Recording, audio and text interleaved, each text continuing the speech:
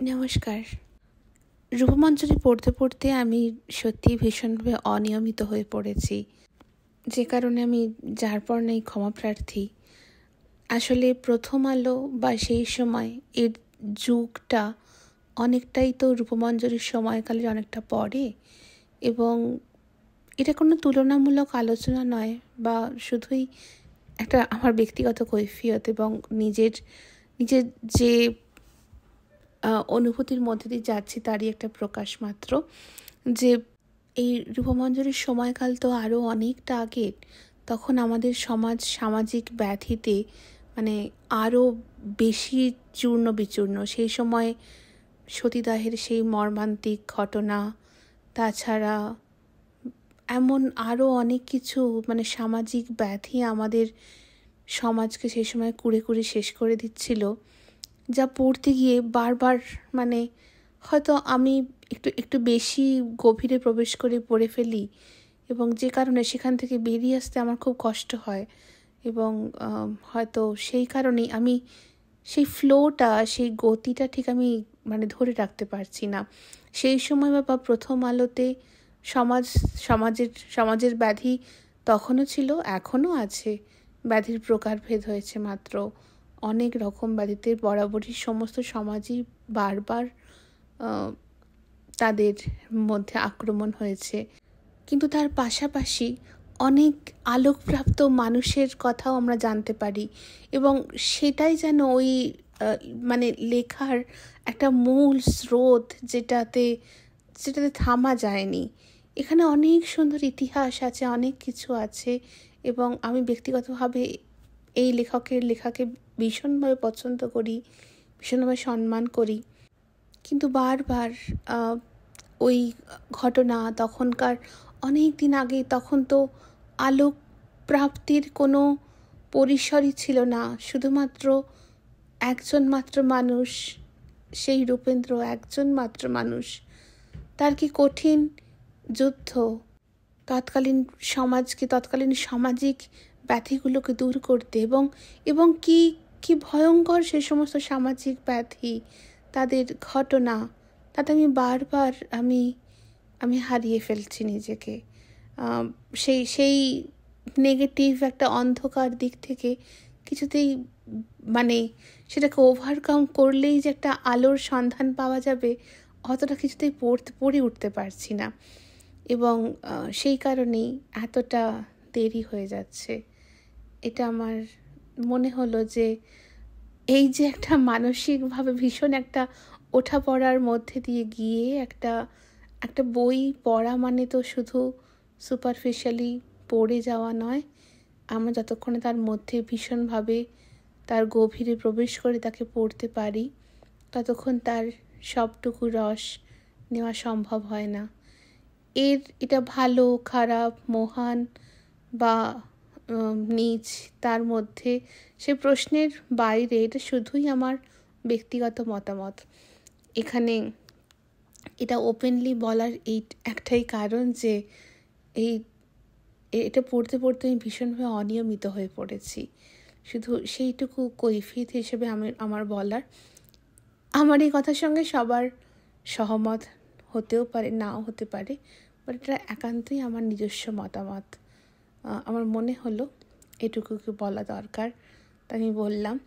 আমি চেষ্টা করছি এটা শেষ করতে যত তাড়াতাড়ি সম্ভব। এই অন্ধকার, ভীষণই অন্ধকার কিছু কিছু ঘটনা আছে সামনে। সেই অন্ধকার ঘটনাগুলো পেরিয়ে গেলে আমরা আস্তে আস্তে দেখতে পারবো কীভাবে রূপমঞ্জরির বেড়ে ওঠা, তার মানসিক বিকাশ, কীভাবে একজন বাবা তার মেয়েকে, তার সমস্ত সত্তাকে গঠন করতে পারে, তার বিকাশ করতে পারে। সেই সুন্দর এক কাহিনী আসছে, কিন্তু মাঝে মাঝে এত রকমের অন্ধকার ঘটনা আছে, এত রকমের তখনকার ওই যে বললাম সামাজিক ব্যাধি, সেগুলি আছে, যাতে আমি নিজে মাঝে মাঝে আমি বিহ্বল হয়ে পড়ছি। পড়তে গিয়ে সময় লাগছে, পড়তে গিয়ে থেমে গিয়ে রেখে দিচ্ছি। তো সেই কারণে অনেক দেরি হয়ে গেছে। আজ শুরু করছি আবার রূপমঞ্জরির পরের পর্ব থেকে। আপনারা যারা এই অনিয়মিত পাঠকের সঙ্গে এখনও জুড়ে আছেন, আমাকে লেখেন বারবার, আমি তাদের কাছে আন্তরিকভাবে কৃতজ্ঞ। ধন্যবাদ। সঙ্গে থাকবেন। শুরু করছি। পড়ছি লেখক নারায়ণ সান্যালের লেখা উপন্যাস রূপমঞ্জরি। রূপমঞ্জরির এখন চলছে এর দ্বিতীয় খণ্ড এবং রূপমঞ্জরি এই অডিও সিরিজ অনুসারে আজ শুরু হতে চলেছে এর 31তম পর্ব। Rupmanjari audio book 31st part শুরু করলাম। অর্ণবপোত ইতিমধ্যে দক্ষিণ দিকে অনেকটা এগিয়ে এসেছে। ঘুষুরি, হাওড়া, কালীঘাট, উলুবেড়িয়া অতিক্রম করে রূপনারায়ণের মিলনস্থল। জাহাজের কর্ণধার এখন বিশ্রাম নিচ্ছে। নদীপথে জাহাজ চালানোতে তার কোনো ভূমিকা নেই। জাহাজের দায়িত্বে আছে গাংসারেং। নদীপথে সব কিছু তার নখদর্পণে। সে জানে কোন দিকে কোথায় চড়া পড়েছে, কোথায় ডুবো জ্বর, আর কোন দিকে বড় গঙ্গার গভীরতর খাদ। তার দুই সহকারী জলযানের দুপাশে বসে ক্রমাগত জল মেপে যাচ্ছে। এক বাম মেলে না, দু বাম মেলে না। রাতে জাহাজ চলে না, তার দক্ষিণাভিমুখে ভেসে চলা শুধু দিবা ভাগে। হাওয়া এখন দক্ষিণ দিক থেকে, ফলে পাল অকেচো। জোয়ারের সময় জাহাজ নোঙর করে রাখতে হয়। শুধুমাত্র ভাটার অমোঘ আকর্ষণে জাহাজ এগিয়ে চলে দক্ষিণাভিমুখে কপিল মুনির আশ্রমের দিকে। জাহাজ যখন নোঙর করা থাকে তখন শুরু হয় সমবেত হরির সংকীর্তন। যাত্রীদলের বৃকধর ভাগ বৈষ্ণব বৈষ্ণবী। খোল করতাল সঙ্গে নিয়েই এসেছে তারা। নগেন দত্ত রবীন্দ্রনাথকে অনুরোধ করেছিলেন প্রতিদিন কিছু কিছু করে শ্রী চৈতন্যদেবের নীলাচল যাত্রাপথের বর্ণনা দিতে, যাতে যে পথে ওরা যাচ্ছে বা যাবে তার সম্বন্ধে কিছুটা পূর্ব পরিচয় হয়ে থাকে। রবীন্দ্রনাথ কথক নন, তবু তিনি যখন দেখলেন তার শ্রোতার দল অত্যন্ত আগ্রহে তাকে বারে বারে অনুরোধ করছে, তখন তিনি স্বীকৃত হলেন। সূর্যাস্তের পর জাহাজ চালানো বিপজ্জনক, তাই সন্ধ্যায় গাংসারিং লোহার নোঙর নামিয়ে দিত। জলযান স্থির হতো, অল্প অল্প দুলত মা গঙ্গার দুলুনিতে। রোজ ওরা দল বেঁধে এসে বসত সন্ধ্যার সময়। রূপেন্দ্রনাথ বর্ণনা করতেন শচীনন্দনের প্রথম নীলাচল অভিযানের কাহিনী। তরুণ সন্ন্যাসী শ্রীকৃষ্ণ চৈতন্য তার কয়েকজন প্রিয় শিষ্যসহ শান্তিপুর থেকে পুরুষোত্তম ক্ষেত্রের তীর্থপথে যাত্রা করলেন। আচার্য অদ্বৈত শহর প্রান্ত পর্যন্ত এসে প্রাণের ধন নিমাইকে আলিঙ্গন করে বিদায় নিলেন। শাস্ত্রলোচন শান্তিপুরবাসীদেরও ফিরিয়ে নিয়ে গেলেন। সঙ্গে চললেন কয়েকজন মাত্র শিষ্য। কবিরাজ কৃষ্ণদাস গোস্বামী লিখেছেন, নিত্যানন্দ গোস্বামী, পণ্ডিত জগদানন্দ, দামোদর পণ্ডিত আর দত্ত মুকুন্দ। ওই সঙ্গে যোগ দিতে হবে শ্রী গোবিন্দ দাস কর্মকারের নাম, কারণ নিজ কর্যায় গোবিন্দ দাস লিখেছেন, প্রভুর সহিত যাই নাচিতে নাচিতে। ভাগীরথীর পূর্ব উপকূল ধরে দক্ষিণাভিমুখে চললেন ওরা। কোনো পাথেও সঙ্গে নেবার অনুমতি ছিল না। ব্যক্তিগত সম্পত্তি শুধু সন্ন্যাসদণ্ড, করঙ্গ, কৌপিন আর বহির্বাস। জীবন ধারণের আর কি উপকরণ চাই? আহার।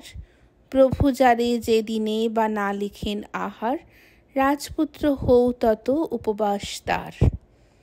চরিতকারেরা শান্তিপুর এবং আটিসারার মধ্যবর্তী স্থানগুলির কোনো উল্লেখ করেননি। এইখানে কিছু ব্যক্তিগত কৈফিয়ত দিতে হবে। এ পথের সন্ধান কোথা থেকে কি করে পেলাম? সেটি পেয়েছি বর্তমান লেখকের অনুজ প্রতিম ব্রহ্মচারী অচ্যুতানন্দের গ্রন্থে। অচ্যুতানন্দ অনুমান করেছেন যে ভাগীরথীর পূর্ব তীর দিয়ে ত্রিবেণী, নৈহাটি, খড়দহ, পানিহাটি, চিত্রপুর, কালীঘাট, চূড়াঘাটের দক্ষিণ পূর্ব দিকে, রসা গ্রামের পশ্চিম দিক দিয়ে বৈষ্ণবঘাটা, রাজপুর, কোদালিয়া, মাহিনগর, দক্ষিণ গোবিন্দপুর পার হয়ে প্রভু বারুইপুর গ্রামের কাছে আঁটিসারায় এসে উপস্থিত হলেন। চৈতন্য ভাগবত এসব স্থানের উল্লেখ করেননি। সংক্ষেপে বললেন, উত্তরিলা আসি আঁটিসারা নগরেতে। আঁটিসারা গঙ্গা তীরের অতি প্রাচীন একটি গ্রাম, বর্তমান নাম আটঘরা।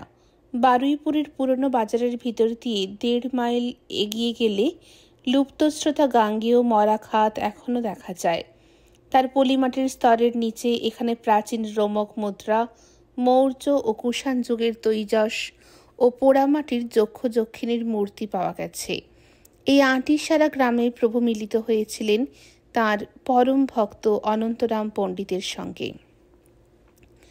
মিলনস্থল একটি চৈতন্য মন্দির আজও বর্তমান।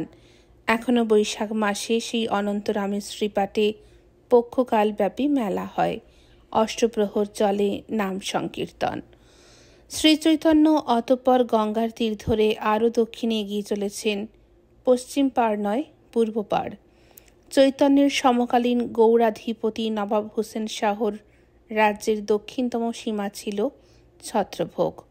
চৈতন্যদেব নাম গান করতে করতে এগিয়ে চলেছেন সেই ছত্রভোগের দিকে। পথে গঙ্গা তীরের যেসব জনপদ পড়ল, আজ তারা হুগলি নদী থেকে অনেকটা দূরে, কারণ ভাগীরথীর জলধারা সরে গেছে। গৌর সুন্দরের পদব্রজ ধন্য সেসব জনপদের নাম বারুইপুর, দক্ষিণ বারাসাত, সরিষাদহ, জয়নগর, মজিলপুর, জলঘাটি। শেষ সীমান্ত ছত্রভোগ। এই মতো প্রভু জাহ্নবীর কুলে কুলে আইলেন ছত্রভোগে মহা কৌতূহলে। সে আমলে ছত্রভোগের জমিদার ছিলেন রাজা রামচন্দ্র খান। তাঁরই ব্যবস্থাপনায় চৈতন্যদেব গঙ্গার ওপারে অর্থাৎ পশ্চিম পাড়ে যাবার চেষ্টা করলেন। কাজটি কঠিন। এখানে গঙ্গার বিস্তার ভয়ানক, ঢেউ প্রচণ্ড, কিন্তু আসল বিপদ রাজনৈতিক। গঙ্গার পশ্চিম পাড় উৎকল রাজের শাসনাধীন। চৈতন্যদেবের সমকালীন গৌড়াধিপতি হুসেন শাহর সঙ্গে উৎকল রাজ প্রতাপ রুদ্রদেবের যুদ্ধবিগ্রহ লেগেই থাকত। খেয়াঘাটের বন্দোবস্ত নেই। এপারের মানুষ ওপারে যায় না, এপারের লোক ওপারে আসে না। তবু রাজা রামচন্দ্রের ব্যবস্থাপনায় একটি বড় নৌকার আয়োজন হলো। স্থির হলো রাতারাতি নৌকায় যাত্রীরা ওপারে যাবেন। শান্তিপুর থেকে আঁটিসারা পদযাত্রার বর্ণনা পদকর্তারা অধিকাংশই সংক্ষেপ করেছেন বটে, কিন্তু এই গঙ্গা পারাপারের বর্ণনায় প্রায় সকল কবি বাংময়। বিভিন্ন কর্চা অন্বেষণ করে চৈতন্য সেবক অনুজ প্রতিম ব্রহ্মচারী অচ্যুতানন্দ গঙ্গা পারাপারের যে বর্ণনাটি দিয়েছেন, তারই সংক্ষিপ্ত সার এখানে লিপিবদ্ধ করি। ধরে নেওয়া যাক, নগেন দত্তের অর্ণবপোতে যাত্রী দলের কাছে আমাদের কাহিনীর নায়ক রূপেন্দ্রনাথও এই বর্ণনা দিয়েছিলেন। ছত্রভোগের রাজা রামচন্দ্রের ব্যবস্থাপনায় এক ভক্ত ব্রাহ্মণের ভদ্রাসনে সশিষ্য চৈতন্যদেবের আতিথ্যের ব্যবস্থা হয়েছে। ভক্তের ভিটায় ঘর মাত্র 2টি। এতগুলি শিষ্যের শয়ন ব্যবস্থা কি করে হবে? ওনার স্বামী স্ত্রীতে বৃক্ষতলে আশ্রয় নিলেও আহারের আয়োজনই বা কি করবেন? সংবাদ পেয়ে ছুটে এলেন নিত্যানন্দ। বিব্রত ভক্ত বৈষ্ণব দম্পতিকে অন্তরালে এনে বললেন, শয়নের ব্যবস্থার কথা চিন্তা করছেন কেন? আজ শুক্লা ত্রয়োদশী, চাঁদের আলোয় আমরা তো সারা রাত আপনার প্রাঙ্গণে নামগান করব। আপনি বরং তুলসী মূলে কিছু আলপনা দেবার ব্যবস্থা করুন, আর একটি কাংস পাত্রে কিছু বাতাসা, হরির লুট দিতে হবে তো। ব্রাহ্মণ প্রতিবাদে কি যেন বলতে গেলেন, বলা হলো না। তার পূর্বেই ভেসে এলো সমবেত নামগান, হরি হরয়ে নম, কৃষ্ণ যাদবায় নম, যাদবায় মাধবায় কেশবায় নম। ব্রাহ্মণ তবু কিছু বলতে গেলেন, ফলে ধমক খেতে হলো প্রভু নিত্যানন্দের কাছে। কেমন তার বৈষ্ণব আপনি? নাম গান শুরু হয়ে গেছে, এখনো আহার নিদ্রার কথা চিন্তা করছেন? ব্রাহ্মণের দিকে ফিরে বললেন, আপনি মা ওই আলপনা আর বাতাসার ব্যবস্থাটুকু করে দিন, শুধু বাদ বাকি দায় দায়িত্ব এই ছেলের উপরে দিয়ে যান। অবগুণ্ঠনের আড়ালে সম্মতি জানিয়ে ব্রাহ্মণী ছুটলেন অন্দরে। রাত্রির তৃতীয় প্রহরে এলেন রাজা রামচন্দ্র। পণ্ডিত জগদানন্দকে জলান থেকে টেনে নিয়ে এসে বললেন, নৌকা প্রস্তুত। এই শেষ রাত্রি প্রশস্ত সময়। সেই সময় উৎকলী প্রহরীদের একাগ্রতা স্বাভাবিকভাবে শিথিল হয়ে যায়, ওরা নিদ্রা যায়। প্রভু সশিষ্য হয়তো অলক্ষিতে ওপারে পৌঁছে যেতে পারবেন। পণ্ডিত জগদানন্দ হেসে বললেন, প্রভু জগন্নাথ দর্শনে যাচ্ছেন, সেটা কোনো চৌর্য কার্য নয়। তবু শুধু হাতি নারায়ণের কথা শুনলে তো চলবে না, মাহুত নারায়ণের কথাও শুনতে হবে। আমি প্রভুকে নিয়ে এখনই রওনা হব। রাত্রির তৃতীয় জামে তরঙ্গ সংকুল গঙ্গা পার হওয়ার বর্ণনা দিতে গিয়ে বৃন্দাবন দাস ঠাকুর বলেছেন, নৌকায় উঠেও প্রভুর সশিষ্য নাম সংকীর্তন থামতে চায় না। নৌকা উথাল পাথাল দুলছে, যতটা ঢেউয়ের দাপটে ততোধিক যৌথ নর্তন কীর্তনে। অবোধ নাইয়া বলে হইল সংশয়, বুঝিলাম আজি আর প্রাণ নাহি রয়। এতেকে যাবৎ উড়িয়ার দেশ পাই, তাবৎ নীরব হও সকল গোসাই। চৈতন্যদেব যে ঘাট থেকে গঙ্গা পার হয়েছিলেন তাকে কেউ বলেছে প্রয়াগ ঘাট, কেউ গঙ্গা ঘাট। সম্ভবত সেটা বর্তমান কুলপির কাছাকাছি। গঙ্গা ঘাট নামে একটা গ্রাম ওই অঞ্চলে এখনো আছে, কিন্তু ভাগীরথী সেখানে নেই। এর কাছাকাছি ছিল তিনটি নদীর সঙ্গম, সরস্বতী, দামোদর আর মন্ত্রেশ্বর, বর্তমান রূপনারায়ণ। তাই এর আর এক নাম প্রয়াগঘাট। তীর্থপথিক মহাপ্রভু শ্রী চৈতন্য গ্রন্থের লেখক ভূপতি রঞ্জন দাস লিখছেন, রেনেলের মানচিত্র দৃষ্টে মনে হয় মহাপ্রভুর সময় ছত্রভোগের কাছ থেকে বেশ প্রশস্ত নাব্য একটি খাঁড়ি বর্তমান তারানগর ও গঙ্গাধরপুরের পাশ থেকে পশ্চিমমুখী হয়ে কাকদ্বীপের সামান্য দক্ষিণে বুধখালীর কাছে মুড়িগঙ্গা বা বারাতলা নদীতে মিশেছিল ও সাগরদ্বীপের মাঝামাঝি ফুলডুবি খাল ছিল অতি প্রশস্ত। সম্ভবত মহাপ্রভুর নৌকা ছত্রভোগ থেকে এই পথে গিয়ে মেদিনীপুরের কন্টাই মহকুমার রসুলপুর নদীতে প্রবেশ করে। তিন নদীর সঙ্গম বলে সম্ভবত বৃন্দাবন দাস ঠাকুর এই স্থানটিকে প্রয়াগঘাট বলেছেন। প্রথম সন্ধ্যায় কথক ঠাকুর রূপেন্দ্রনাথ এখানেই থামলেন, অর্থাৎ প্রভুকে উৎকল রাজ্যে নামিয়ে দিয়ে। সকলে সমস্যারে জয়ধ্বনি দিয়ে ওঠে, জয় গৌর, জয় নিতাই। তারপর শুরু হয়ে যায় খোল করতাল সহযোগে নাম সংকীর্তন। ইতিপূর্বে একদিন দেখেছিলেন, সন্দেহ ছিল, তাই রূপেন্দ্রনাথ পুনরায় তৃতীয় সারির সেই নির্দিষ্ট স্থানটির দিকে দৃকপাত করলেন। দেখলেন এখন আর অবগুণ্ঠনবতীর মুখটি দেখা যাচ্ছে না।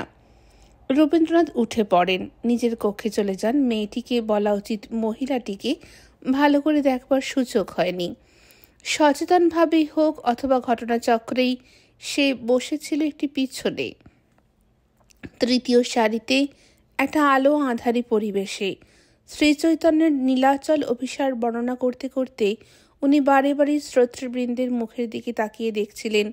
অধিকাংশই প্রৌঢ়া, বৃদ্ধ বৃদ্ধা, দু চারজন তরুণ তরুণী। অনেকের নাকি রসকলি, মালা চন্দনে বৈষ্ণব রূপটা প্রকটিত। দৃষ্টি ঘুরতে ঘুরতে হঠাৎ ওই সধবা মহিলাটির সঙ্গে চোখাচোখি হয়ে যায়। সে এক দৃষ্টি তাকিয়েছিল কথকের দিকে, চোখাচোখি হতেই অবগুণ্ঠন টেনে দেয়। রূপেন্দ্র রীতিমতন চমকে উঠেছিল। প্রথম দৃষ্টিভ্রমে ওর মনে হয়েছিল ও কুসুম মঞ্জরি, তাই ওর চমকটা বেশ জোরদার। মেয়েটি অবগুণ্ঠনে মুখ ঢেকে ফেলার পর মুহূর্তেই ওর মনে হলো ও কুসুম মঞ্জরি নয়, হতে পারে না। তবে তার মুখের সঙ্গে ওই মেয়েটির মুখের আদলে কোথায় যেন মিল আছে, তাই এত চেনা চেনা লাগছে। না, চিত্তচাঞ্চল্য কিছু হয়নি। রূপেন্দ্রনাথের আত্মসংযম অত লঘু নয়, তবে দুরন্ত কৌতূহল হয়েছিল। কে ওই মেয়েটি? কেন ওকে মনে হলো এত চেনা চেনা? রোগিণী হিসাবে কি কোথাও ওর চিকিৎসা করেছেন? মনে করতে পারলেন না। উড়িষ্যায় অর্থাৎ বর্তমান মেদিনীপুর জেলায় প্রবেশ করে চৈতন্যদেব যখন বুঝলেন রাজপথ ধরে অগ্রসর হওয়ার নানান জাতের অসুবিধা, গৌড় থেকে শ্রীক্ষেত্রে যাবার সেকালীন ওই রাজপথের নাম ছিল জগন্নাথ সড়ক। অসুবিধা দুই জাতের। প্রথমত, এই সময় উৎকল অধিপতি প্রতাপ রুদ্রদেবের সঙ্গে বাংলার সুলতান হুসেন শাহের যুদ্ধ চলছে। জগন্নাথ সড়কে অতর্কিতে দুপক্ষের সৈন্যদলই মাঝে মাঝে এসে পড়ে। হাতি ঘোড়া পদাতিকের কোলাহল, তীর্থযাত্রীদের ছত্রভঙ্গ করে অশ্বারোহী রাজপুরুষেরা ঘোড়া ছোটায়। দ্বিতীয়ত, এ পথে দানির অত্যাচার। দানি অর্থে উড়িষ্যার রাজার পক্ষে পথকর আদায়কারী। পদকর্তারা অনেকেই এই দানিদের অত্যাচারের কথা লিপিবদ্ধ করেছেন। ওইসব কারণে জগন্নাথ সড়ক পরিহার করে চৈতন্যদেব অরণ্য পথে বা গ্রামের মেঠো পথ দিয়ে চলতে থাকেন। শিয়াখালা গ্রামের মধ্যে দিয়ে ওরা এসে উপনীত হলেন রূপনারায়ণ নদীর তীরে তাম্রলিপ্তে। নদীর তীরে কপালমোচন তীর্থে মায়ের মন্দির, 52 পীঠের এক পীঠ বর্গভীমা মায়ের মন্দির। তাম্রলিপ্তি অতি প্রাচীন বন্দর। খ্রিস্টপূর্ব প্রাক-শোক যুগেও ছিল তার প্রসিদ্ধি। শোনা যায় এই তাম্রলিপ্তি বন্দরে নির্মিত জাহাজ নিয়ে এখান থেকেই বাংলার নৃপতি সিংহবাহুর পুত্র বিজয় সিংহ সিংহল দ্বীপ জয় করেন। আন্দাজ করা হয় সময়টা ভগবান বুদ্ধের মহাপরিনির্বাণের সমকালীন। বিজয় সিংহের এই সিংহল বিজয় কাহিনীটি সবিস্তারে আঁকা আছে অজন্তার দ্বিতীয় গুহা বিহারে। বর্গভীমা মূর্তিতে আছে ব্রজযান বৌদ্ধ ধর্মের দেবী উগ্রতারার ছাপ। হিন্দুদের তন্ত্রমতে এই শক্তিপীঠে পতিত হয়েছে সতীর বাম গুল্ফ। দেবীর নাম ভীমরূপা, ভৈরব, কপালী। রায়গুণাকর কবি অন্নদামঙ্গলে লিখেছেন, বিভাসেতে বাম গোলফ ফেলিলা কেশব, ভীমরূপা ভৈরবী আর কপালী ভৈরব। শ্রীচৈতন্য যে শিয়াখালার পথে তমলুকে এসেছিলেন তার প্রমাণ শ্রী মুরারি গুপ্তের করচায়। শ্রীকৃষ্ণ চৈতন্য দেবনদ পার হইয়া উত্তরীরা তাম্রলিপ্তে শিয়াখালা দিয়া। এখানে দেবনদ কিন্তু রূপনারায়ণ নয়, দামোদর। গোবিন্দ দাসের করচায় ওরা হাজিপুর গ্রামের পথে তমলুক থেকে এসে উপনীত হলেন মেদিনীপুর। কংসাবতী নদীর তীরে ধনবান বণিক কেশব সামন্ত চৈতন্যদেবের সঙ্গে কৌতুক করতে এসেছিল।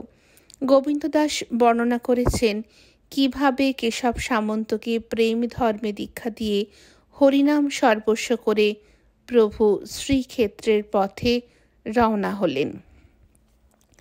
নারায়ণগড়েও ঘটল একই ঘটনা।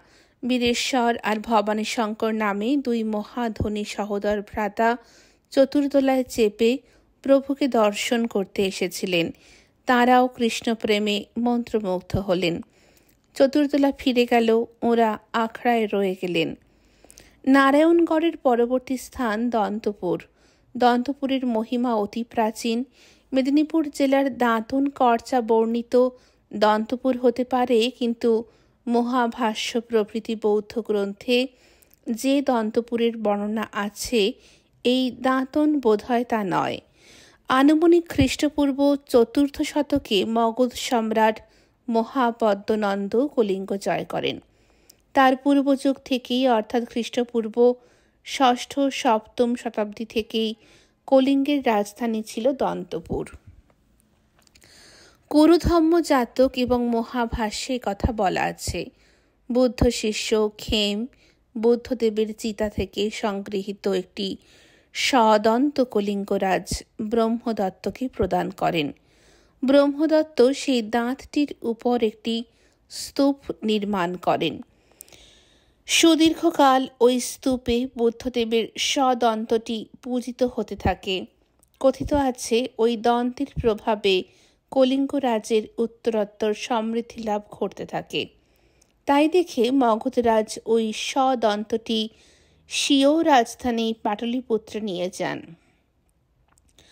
করদরাজ ব্রহ্মদত্ত প্রতিবাদ করতে পারেননি। কাহিনী অনুসারে কলিঙ্গরাজ ব্রহ্মদত্ত ছিলেন ধর্মমতে বৌদ্ধ, অথচ তাঁর সম্রাট মগধরাজ ছিলেন শৈব।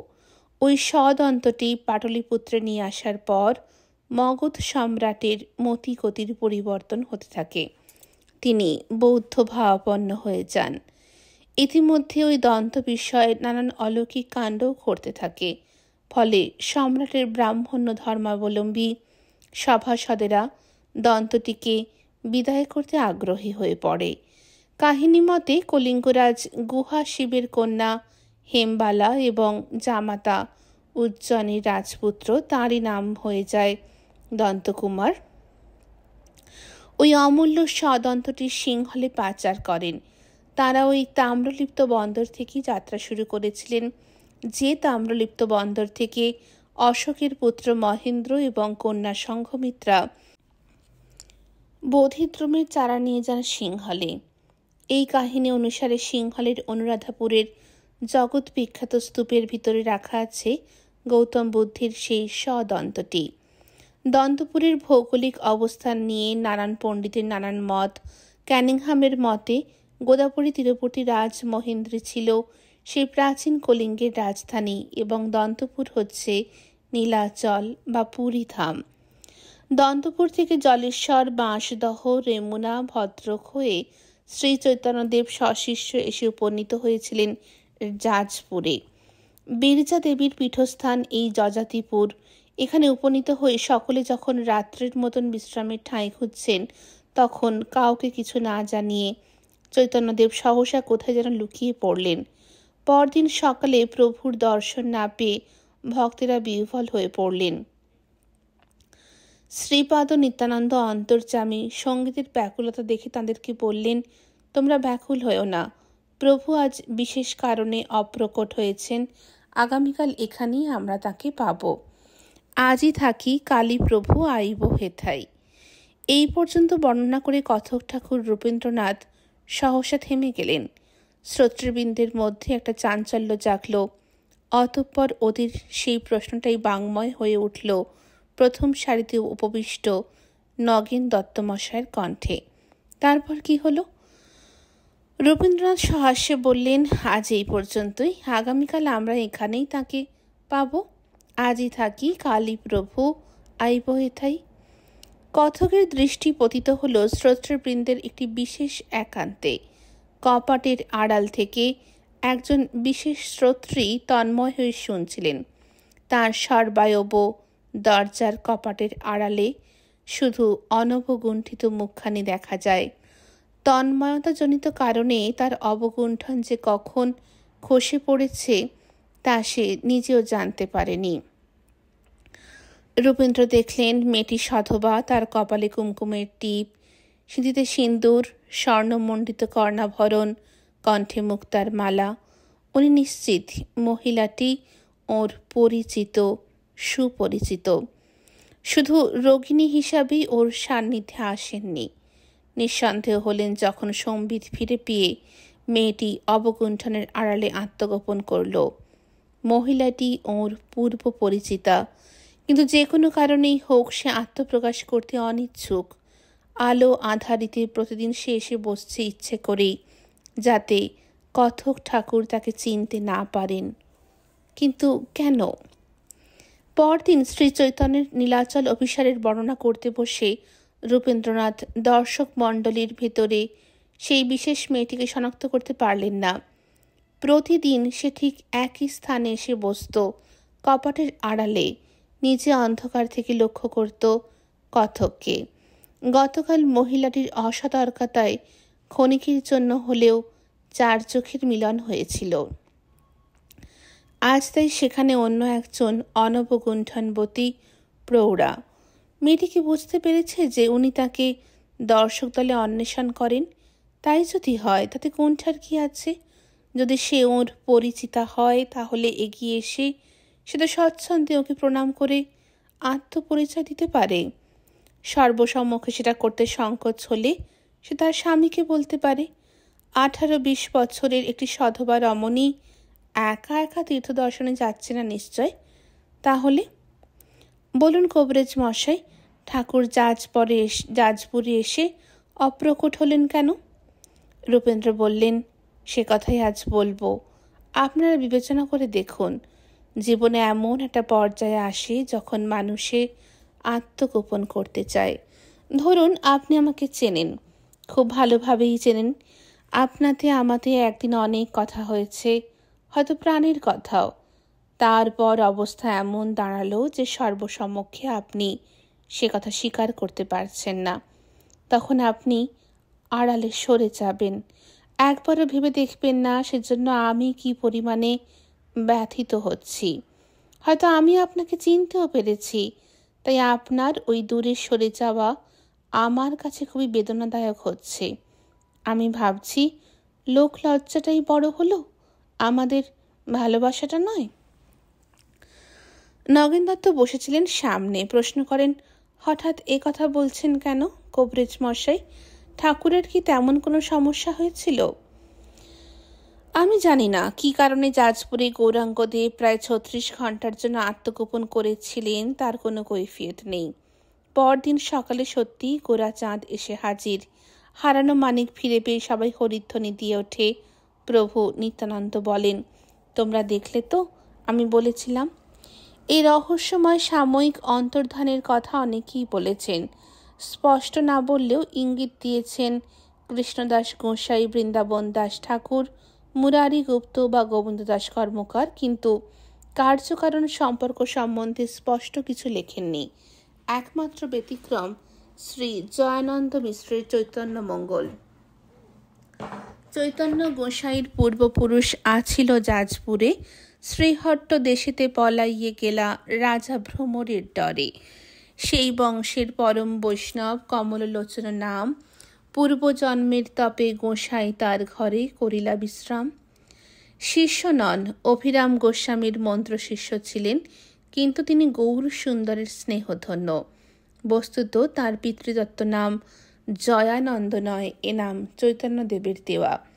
জয়ানন্দ চৈতন্য মঙ্গল রচনা করেন চৈতন্যদেবের তিরোধানের প্রায় 25-30 বছর পরে, কিন্তু তার রচনা নানান ঐতিহাসিক তথ্যপূর্ণ।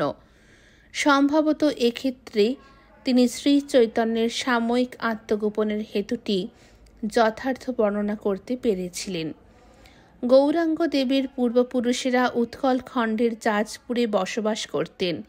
মহারাজ কপিলেন্দ্র দেবের, যার উপাধি ছিল ভ্রমর, তাঁর অত্যাচারে পণ্ডিত মধুকর মিশ্র সপরিবারে যাজপুর থেকে পালিয়ে পূব বাংলার শ্রীহট্টে গিয়ে বসবাস করতে থাকেন।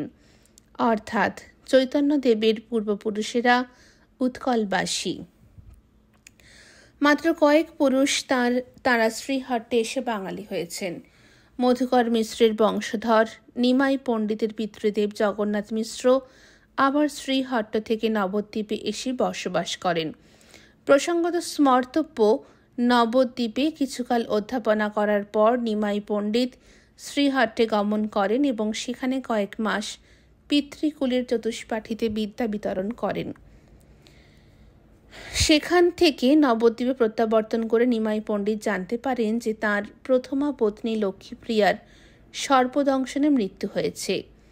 পদকর্তা জয়ানন্দ জানাচ্ছেন যে শ্রী চৈতন্যের জনকুলের এক জ্ঞাতি ভ্রাতা পরম বৈষ্ণব কমললোচন মিশ্র যাজপুরেই বাস করতেন।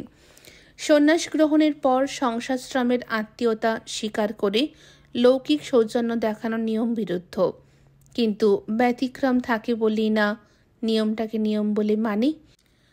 ঈশ্বরের অবতার পরম ভাগবত শ্রী শ্রী চৈতন্যদেব তেমনই এক সুদুর্লভ ব্যতিক্রম।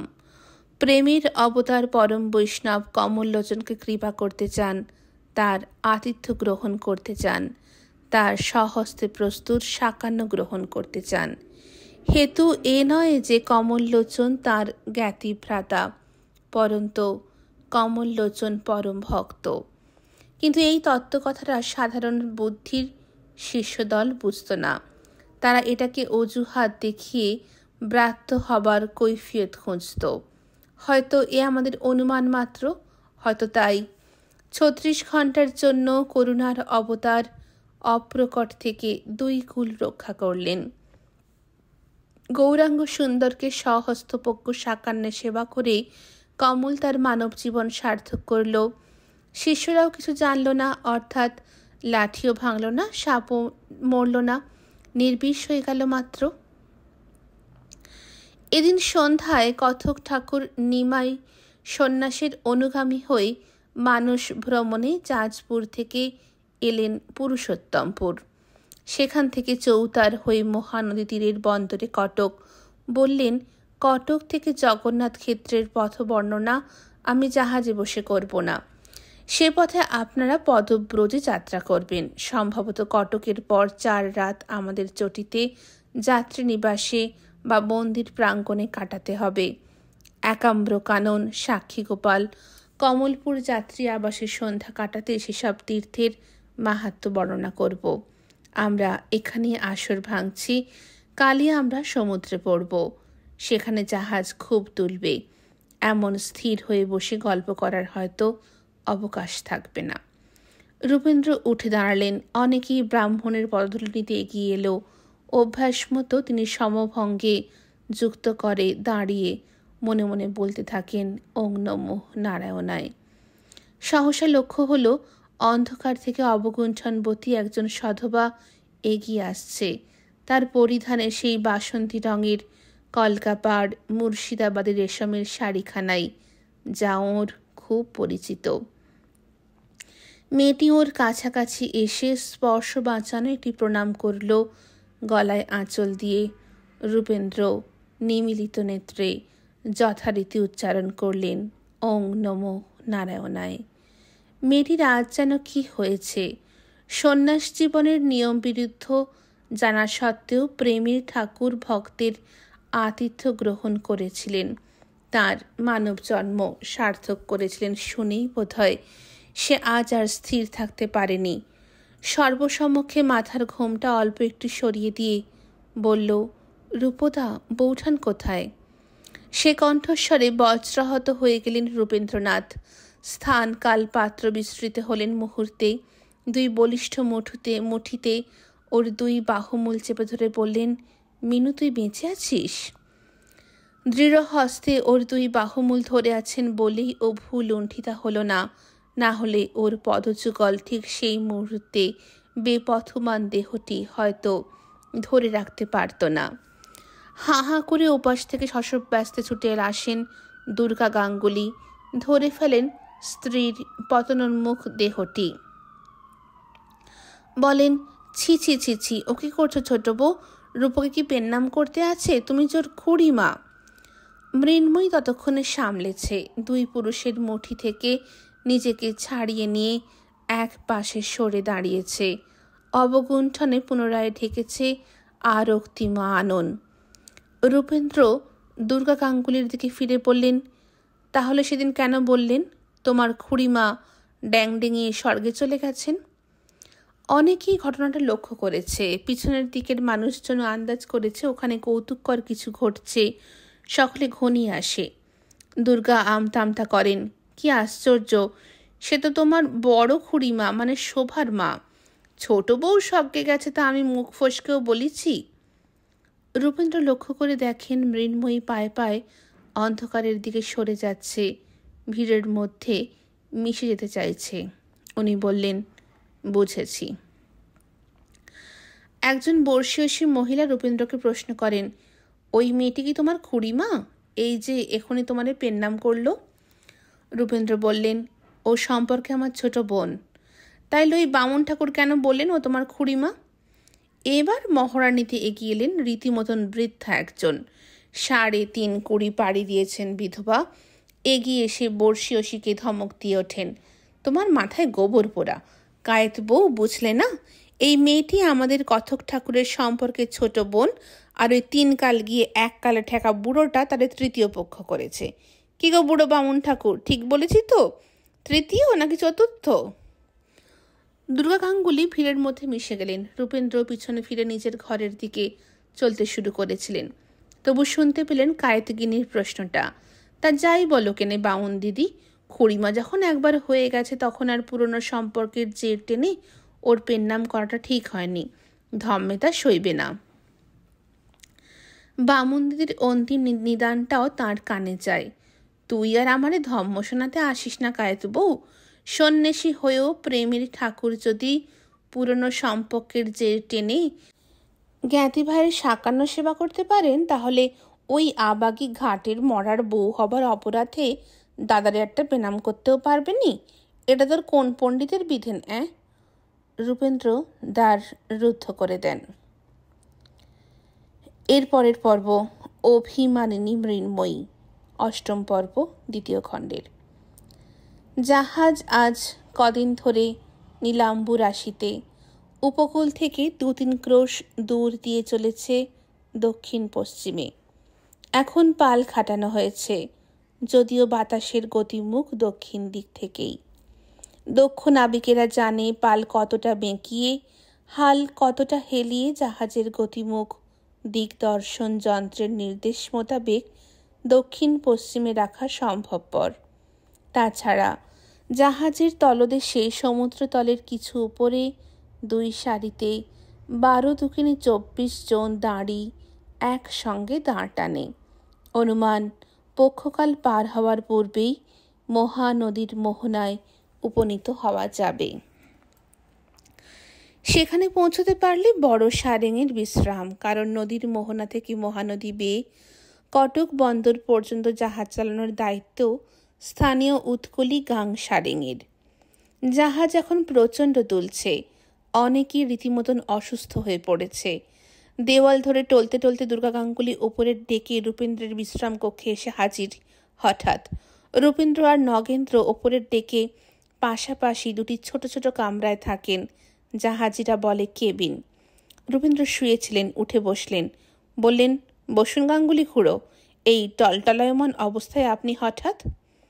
দুর্গা কোনো ক্রমে আসন গ্রহণ করে বলেন, বাধ্য হয়েছি বাবাজি, তোমার খুড়িমা অসুস্থ হয়ে পড়েছেন, পেটে কিছু থাকছে না, ক্রমাগত বমি হয়ে যাচ্ছে।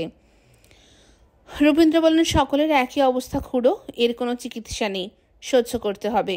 তবে ভয় পাওয়ার কিছু নেই, এই ঘুমের ওষুধটা নিয়ে যান, জল দিয়ে খাইয়ে দেবেন, হয়তো ঘুমোতে পারলে একটু ভালো লাগবে। তুমি নিজে গিয়ে একবার দেখবে না বাবা? আগে না, বললাম তো, জাহাজ শুদ্ধ, সকলের একই অবস্থা। তা বটে, আর একটা কথা বলি রূপেন, কিছু মনে করো না, সেদিন কি তুমি আমার ওপর রুষ্ট হয়েছিলে? কোন দিন? যেদিন ছোট বউ তোমার দেখ না দেখ বেমক্কা পেন্নাম করে বসলো, আর আমি সবার সম্মুখে বলে দিলাম ও তোমার খুড়িমা। রূপেন্দ্র কিছুক্ষণ চুপ করে থাকেন, তারপর বলেন, আপনি সত্যি করে বলুন তো গাঙ্গুলি খুড়ো, আপনি কি সজ্ঞানে মিথ্যা বলেননি? ইচ্ছে করেই আমাকে বিভ্রান্ত করতে চাননি, যাতে আমি ধরে নিই মিনু মারা গেছে? দুর্গা গাঙ্গুলি জবাব দিলেন না, নতনেত্রে নীরবে বসে রইলেন। রূপেন্দ্র পুনরায় বললেন, কেন খুড়ো, হঠাৎ মিছে কথা বলতে গেলেন কেন? এবারও গাঙ্গুলি নতনয়নে নীরব রইলেন। রূপেন্দ্র পুনরায় বলেন, আমি যখন তীর্থভ্রমণে বার হই তখন ও গর্ভবতী ছিল। ও মানে তোমার খুড়িমা? হ্যাঁ হ্যাঁ, আমি মৃন্ময়ীর কথাই বলছি। মিনু, আপনার চতুর্থ পক্ষের ধর্মপত্নী, তার কি হয়েছিল, পুত্র না কন্যা? না বাবা রূপেন, পুত্র সন্তানই হতো, তার হলো না। কার পাপে কি জানি মৃত সন্তান প্রসব করেছিল ছোট বউ। ও। দুজনেই কিছুটা চুপচাপ। রূপেন্দ্র পুনরায় বলেন, আপনি কিন্তু আমার ও প্রশ্নটার জবাব এখনো দেননি গাঙ্গুলি খুড়ো। কেন আপনি আমাকে ওই ভ্রান্ত ধারণার বশবর্তী করতে চেয়েছিলেন? আজই বা আমাকে কি বলবার জন্য এখানে এসেছেন বলুন তো? মিনু তো জাহাজে একা অসুস্থ হয়নি, সবাই হয়েছে, এমনকি আপনি আমিও। তাহলে সেই ছুতোয় এত কষ্ট স্বীকার করে আমার কাছে কেন এসেছেন? কি বলতে এসেছেন এই নির্জনে? গাঙ্গুলি অধবদনে কিছুক্ষণ নীরব রইলেন, তারপর মুখ তুলে বললেন, তুমি প্রখর বুদ্ধিমান, আমি জানি। হ্যাঁ বাবা, তোমার সঙ্গে জরুরি কিছু কথা আলোচনা করতেই এসেছি। খোলাখুলি বলবো? বলুন, আমি খোলাখুলি জানতেই তো চাইছি, সংকোচ কিসের? দেখো বাবা, ঘি আর আগুন কাছাকাছি রাখতে নেই। তোমার খুড়িমার বয়স 17, তোমার 1-20, আর আমার 3-20 পুড়েছে অনেক দিন। আমরা 3 জনই এক গাঁয়ের বাসিন্দা, জানতে তো আমার কিছু বাকি নেই। মৃন্ময়ীর বাপ পিতু, পীতাম্বর মুখুজ্জে, তোমার পাশের বাড়ির বাসিন্দা। তুমিও জানো, আমিও জানি, তোমার খুড়িমা 1.5-2 বছর বয়সে বিনা ঘুনশিতে তোমাদের দাওয়ায় হামা দিয়ে ফিরেছে। তুমি তারে কাঁধে করে ঠাকুর দেখিয়ে বেরিয়েছ। তোমাদের দুজনের প্রতি একটু ইয়ে ছিল, তাও আমার অজানা নয়। রূপেন্দ্র বাধা দিয়ে বললেন, তাহলে খুড়ো আমাকে বুঝিয়ে বলুন তো, কেন আপনি পিতুকাকার কাছে এই বিয়ের প্রস্তাব তুলেছিলেন যখন আমি গাঁয়ের বাইরে ত্রিবেণীতে পড়াশোনা করছি? আপনি তো পুত্রার্থে ভাড়া চেয়েছিলেন, তাই না? বিনা বরপণে। সেক্ষেত্রে অসংখ্য কন্যাদায়গ্রস্তের অরক্ষণীয়রা তো আপনার জানা ছিল। আপনি তো নিজেই বলেছেন যে জানতেন আমাদের দুজনের প্রতি দুজনের একটু ছিল। কি করব বলো, পিতু মুখুজ্জে যেরকম আমার হাতে পায়ে ধরলে ওকে কথা দিয়ে, ও মানে আপনার বাবা? আমার বাবা? বাহ, আপনার স্ত্রী যদি আমার খুড়িমা হন, তাহলে আমার খুড়িমার বাবা আপনার বাবাই তো হবেন। শ্বশুর মশাইকে আপনি কি পিতু মুখুজ্জে বলে ডাকেন নাকি? পিতু আমার চেয়ে বয়সে ছোট, আমাকে বরাবর দাদা ডেকে এসেছে। তাতে কি হলো? খুড়িমাও তো বয়সে আমার চেয়ে ছোট, জন্ম থেকে আমাকেও বরাবর দাদা ডেকে এসেছে। তুমি কি আমার পায়ে পা তুলে ঝগড়া করতে এসেছো? আমি তো আসিনি খুড়ো, আপনি আমার কাছে এসেছেন কি যেন একটা জরুরি কথা বলতে। খোলাখুলি কথা বলতে আপনি ভালোবাসেন বললেন, তাই বলছি। দুর্গা গাঙ্গুলি অনেকক্ষণ কি যেন ভাবলেন, তারপর বললেন, আমি তোমার কাছে একটি সাহায্য চাইতে এসেছি রূপেন। গাঁ সম্পর্কে আমি তোমার খুড়ো হই। তুমি কি আমারে এ বিপদে সাহায্য করবে? বিপদটা কি এবং সাহায্যটা কি জাতীয় না জেনে কি করে বলবো? তাহলে কথা দাও, সাহায্য না করলেও তুমি কথাটা গোপন রাখবে। বেশ তো, বলুন না। তুমি বুদ্ধিমান, নিশ্চয়ই আন্দাজ করেছ কেন এই বয়সে আমি সস্ত্রীক জগন্নাথ ক্ষেত্রের তীর্থে যাচ্ছি। ভ্রুকুঞ্চন হলো রূপেন্দ্রের। বললেন, পুণ্যার্জন ছাড়া আর কোনো উদ্দেশ্য আছে নাকি? তাহলে স্বীকার করব আমি আন্দাজ করিনি, ভাবিনি। আমি একটি পুত্র সন্তান চাই বাবা রূপেন। সে কথা তোমায় অনেকদিন আগেই বলেছিলাম, তুমি ব্যবস্থা দিয়েছিলে। সেই বুক দেখার যন্ত্রটা নিয়ে কিছু ভুল বোঝাবুঝি হয়েছিল বটে, কিন্তু পরে আমি তোমার বাড়িতে শস্ত্রে গিয়ে ব্যাপারটা মিটিয়ে ফেলি। সেসব পুরনো কারসুন্দি আর নাই ঘাঁটলেন খুড়ো। আমাকে সরাসরি বলুন, আমার কাছে কি সাহায্য চাইছেন? সন্তান উৎপাদনের ক্ষমতা আমি এই 1.5 বছরে একেবারে হারিয়ে ফেলেছি রূপেন। তোমার খুড়িমা দিন মানে আমায় সেবা যত্ন করে, কিন্তু রাত হলেই সে এক্কেরে বাঘিনী, আমারে কাছে ঘেঁষতেই দেয় না। তুমি কোবরেজ, নিশ্চয়ই বুঝতে পারছো আমার অবস্থা। তুমি জানো 4 বার বিয়ে করেছি, কিন্তু আজও পিণ্ডদানের কোনো ব্যবস্থা করে উঠতে পারিনি। এই আমার শেষ চেষ্টা। রূপেন্দ্র সোজা হয়ে উঠে বসেন। কি আপনার শেষ চেষ্টা? গুরুদেবের একটি আশ্রম আছে জগন্নাথ ধামে। তিনি আমার জন্য পুত্রেষ্টি যজ্ঞের ব্যবস্থা করবেন। তার প্রণামী আমি আগাম মিটিয়ে দিয়েছি, কিন্তু আমি বুড়ো মানুষ, বিদেশ বিভুঁইয়ে যদি আতান্তরিতে পড়ি, তাই বলছিলাম গাঁয়ের মানুষ হিসেবে তুমি কি আমারে টুক সাহায্য করবে? রূপেন্দ্র ভ্রুকুঞ্চিত ভ্রঙ্গে বললেন, পুত্রেষ্টি যজ্ঞ জগন্নাথ ক্ষেত্রে? মিনু জানে? বাহ, সে জানবে না? নিশ্চয় তাকে জানি তো সব ব্যবস্থা হয়েছে। জাহাজের আর কে কে জানে? না বাবা, আর কেউ জানে না। পুরীধামে আমরা পৌঁছলি গুরুদেবের নির্দিষ্ট পাণ্ডাজি আমাদের দুজনকে তার পৃথক যাত্রী আবাসে নিয়ে যাবেন। যজ্ঞটজ্ঞ সব কিছু সেখানেই গোপনে সারা হবে। রূপেন্দ্র নতনয়নে কি যেন ভাবলেন কিছুক্ষণ, তারপর বললেন, মিনুকে জানিয়ে ব্যবস্থা করেছেন বললেন, কিন্তু যজ্ঞের অন্তরালে যে নেপথ্য ব্যবস্থা, সেটা কি আপনি মিনুকে বুঝিয়ে বলেছেন?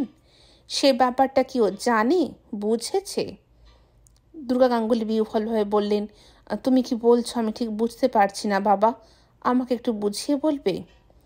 রূপেন্দ্র কঠিন স্বরে বললেন, বলবো। তার পূর্বে আপনি কি দয়া করে আমাকে একটু বুঝিয়ে বলবেন কোন বিকল্পটা আমি ধরে নেব? আপনি নিজেই কিছু না বুঝে শুনে মূর্খের মতন গুরুদেবের কাছে অগ্রিম প্রণামী দিয়ে মাথা মুড়িয়েছেন, নাকি সব জেনে বুঝে আজ আমার কাছে ন্যাকা সাজছেন? গাঙ্গুলি ফ্যালফ্যাল করে তাকিয়ে থাকেন। বিনিয়োগ প্রথা শব্দটা শুনেছেন? ক্ষেত্রজ পুত্র শব্দটা? যুবকাষ্ঠে ফেলে ছাক শিশুকে যেমন বলি দেওয়া হয়, সেভাবে পুত্রেষ্টি যজ্ঞের ভড়ঙের আড়ালে একটি সীমান্তিনীকে হাত পা বেঁধে বলি দেওয়া হয়, তা কি আপনি জানেন না বলতে চান? গাঙ্গুলি এবার অধবদনে কিছুক্ষণ কি যেন চিন্তা ভাবনা করলেন। বললেন, তোমার কাছে লুকিয়ে কি লাভ রূপেন? তুমি বিচক্ষণ, কবিরাজ, সবই তো আন্দাজ করেছ, কিন্তু এছাড়া পুণ্যাম নরক থেকে এ বৃদ্ধের উদ্ধার লাভের আর কি পথ আছে বলো? না, নেই। আপনার সংস্কার বশে আপনি যেভাবে পুণ্যাম নরকের কথা কল্পনায় এঁকে রেখেছেন, তা থেকে আপনার উদ্ধারের কোনো পথ নেই। কিন্তু আমাকে বুঝিয়ে বলুন তো, যাঁরা আজন্ম ব্রহ্মচারী, যেমন আদি শঙ্করাচার্য, তারা কি পুণ্যাম নরকে যমদূতের ডান্ডা খাচ্ছেন? তারা যে ঋষি, সন্ন্যাসী, আমি যে গৃহী বাবা। আপনিও সন্ন্যাস নিন না, আমি ব্যবস্থা করে দেবো। সন্ন্যাস নেওয়ার বয়সও তো হয়েছে।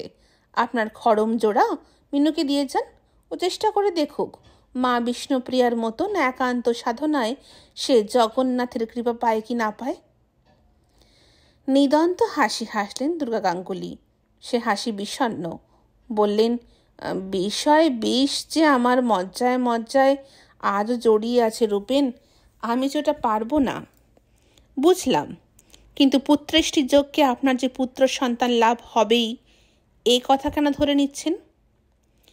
গুরুদেব যে প্রতিশ্রুতি দিয়েছেন, কন্যা সন্তানের বদলে পুত্র সন্তান উৎপাদনের জন্য তিনি যে আগাম 2 গুণ পেন্নামি নিয়েছেন বাবা। আপনার গুরুদেবের কোনো অধিকার নেই যজমানকে ও জাতির প্রতিশ্রুতি দেবার।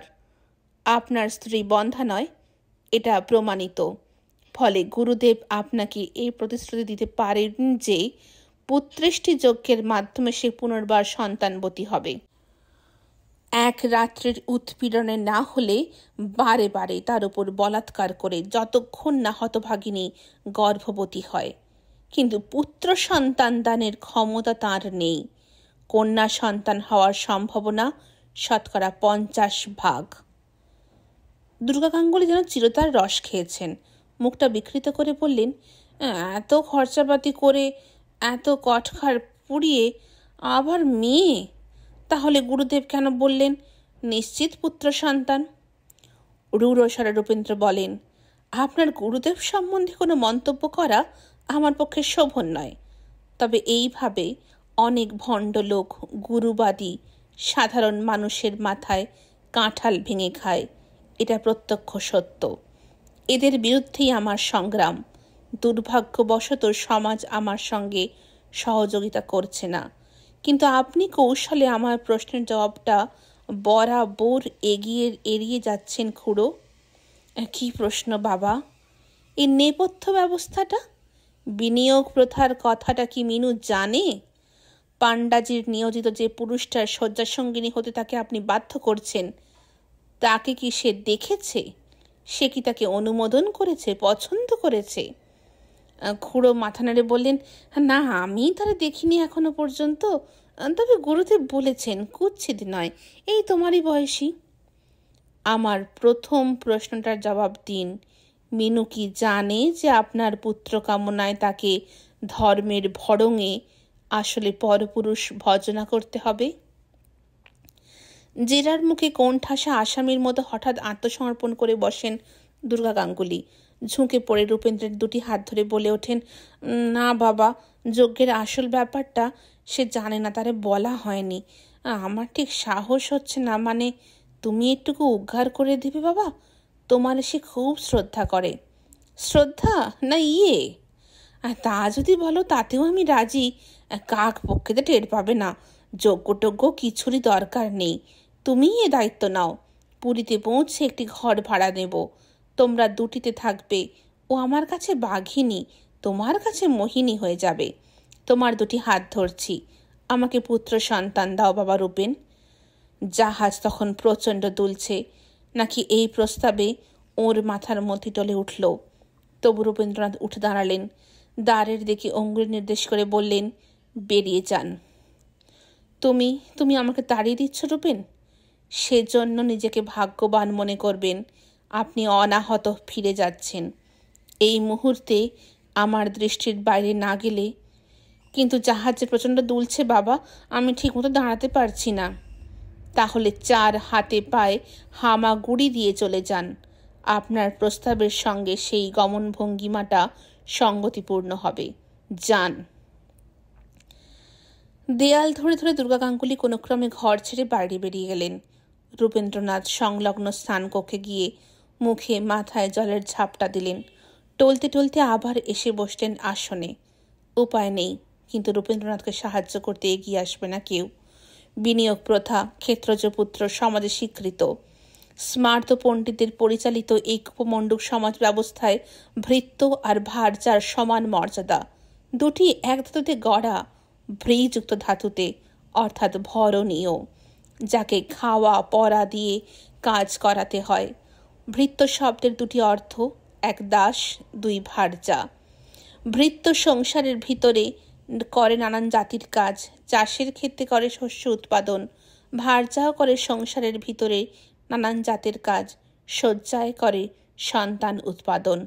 তাই মনু বলেছেন ভার্যা ভৃত্যই, অবশ্য ভরণীয় পুত্রাদার দ্বিবর্গ।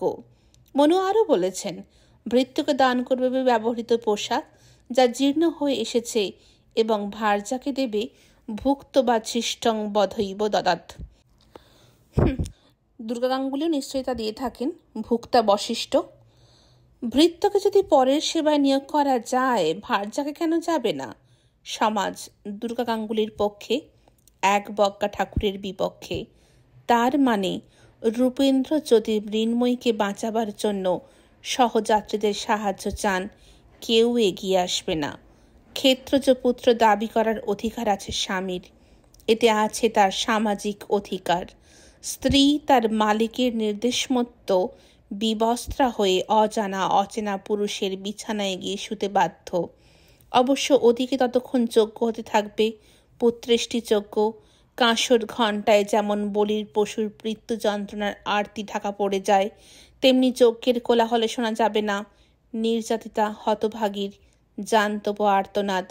এ বলাৎকার শুধু আইনসম্মত নয়, ধর্মসঙ্গত, মহান হিন্দু ধর্ম।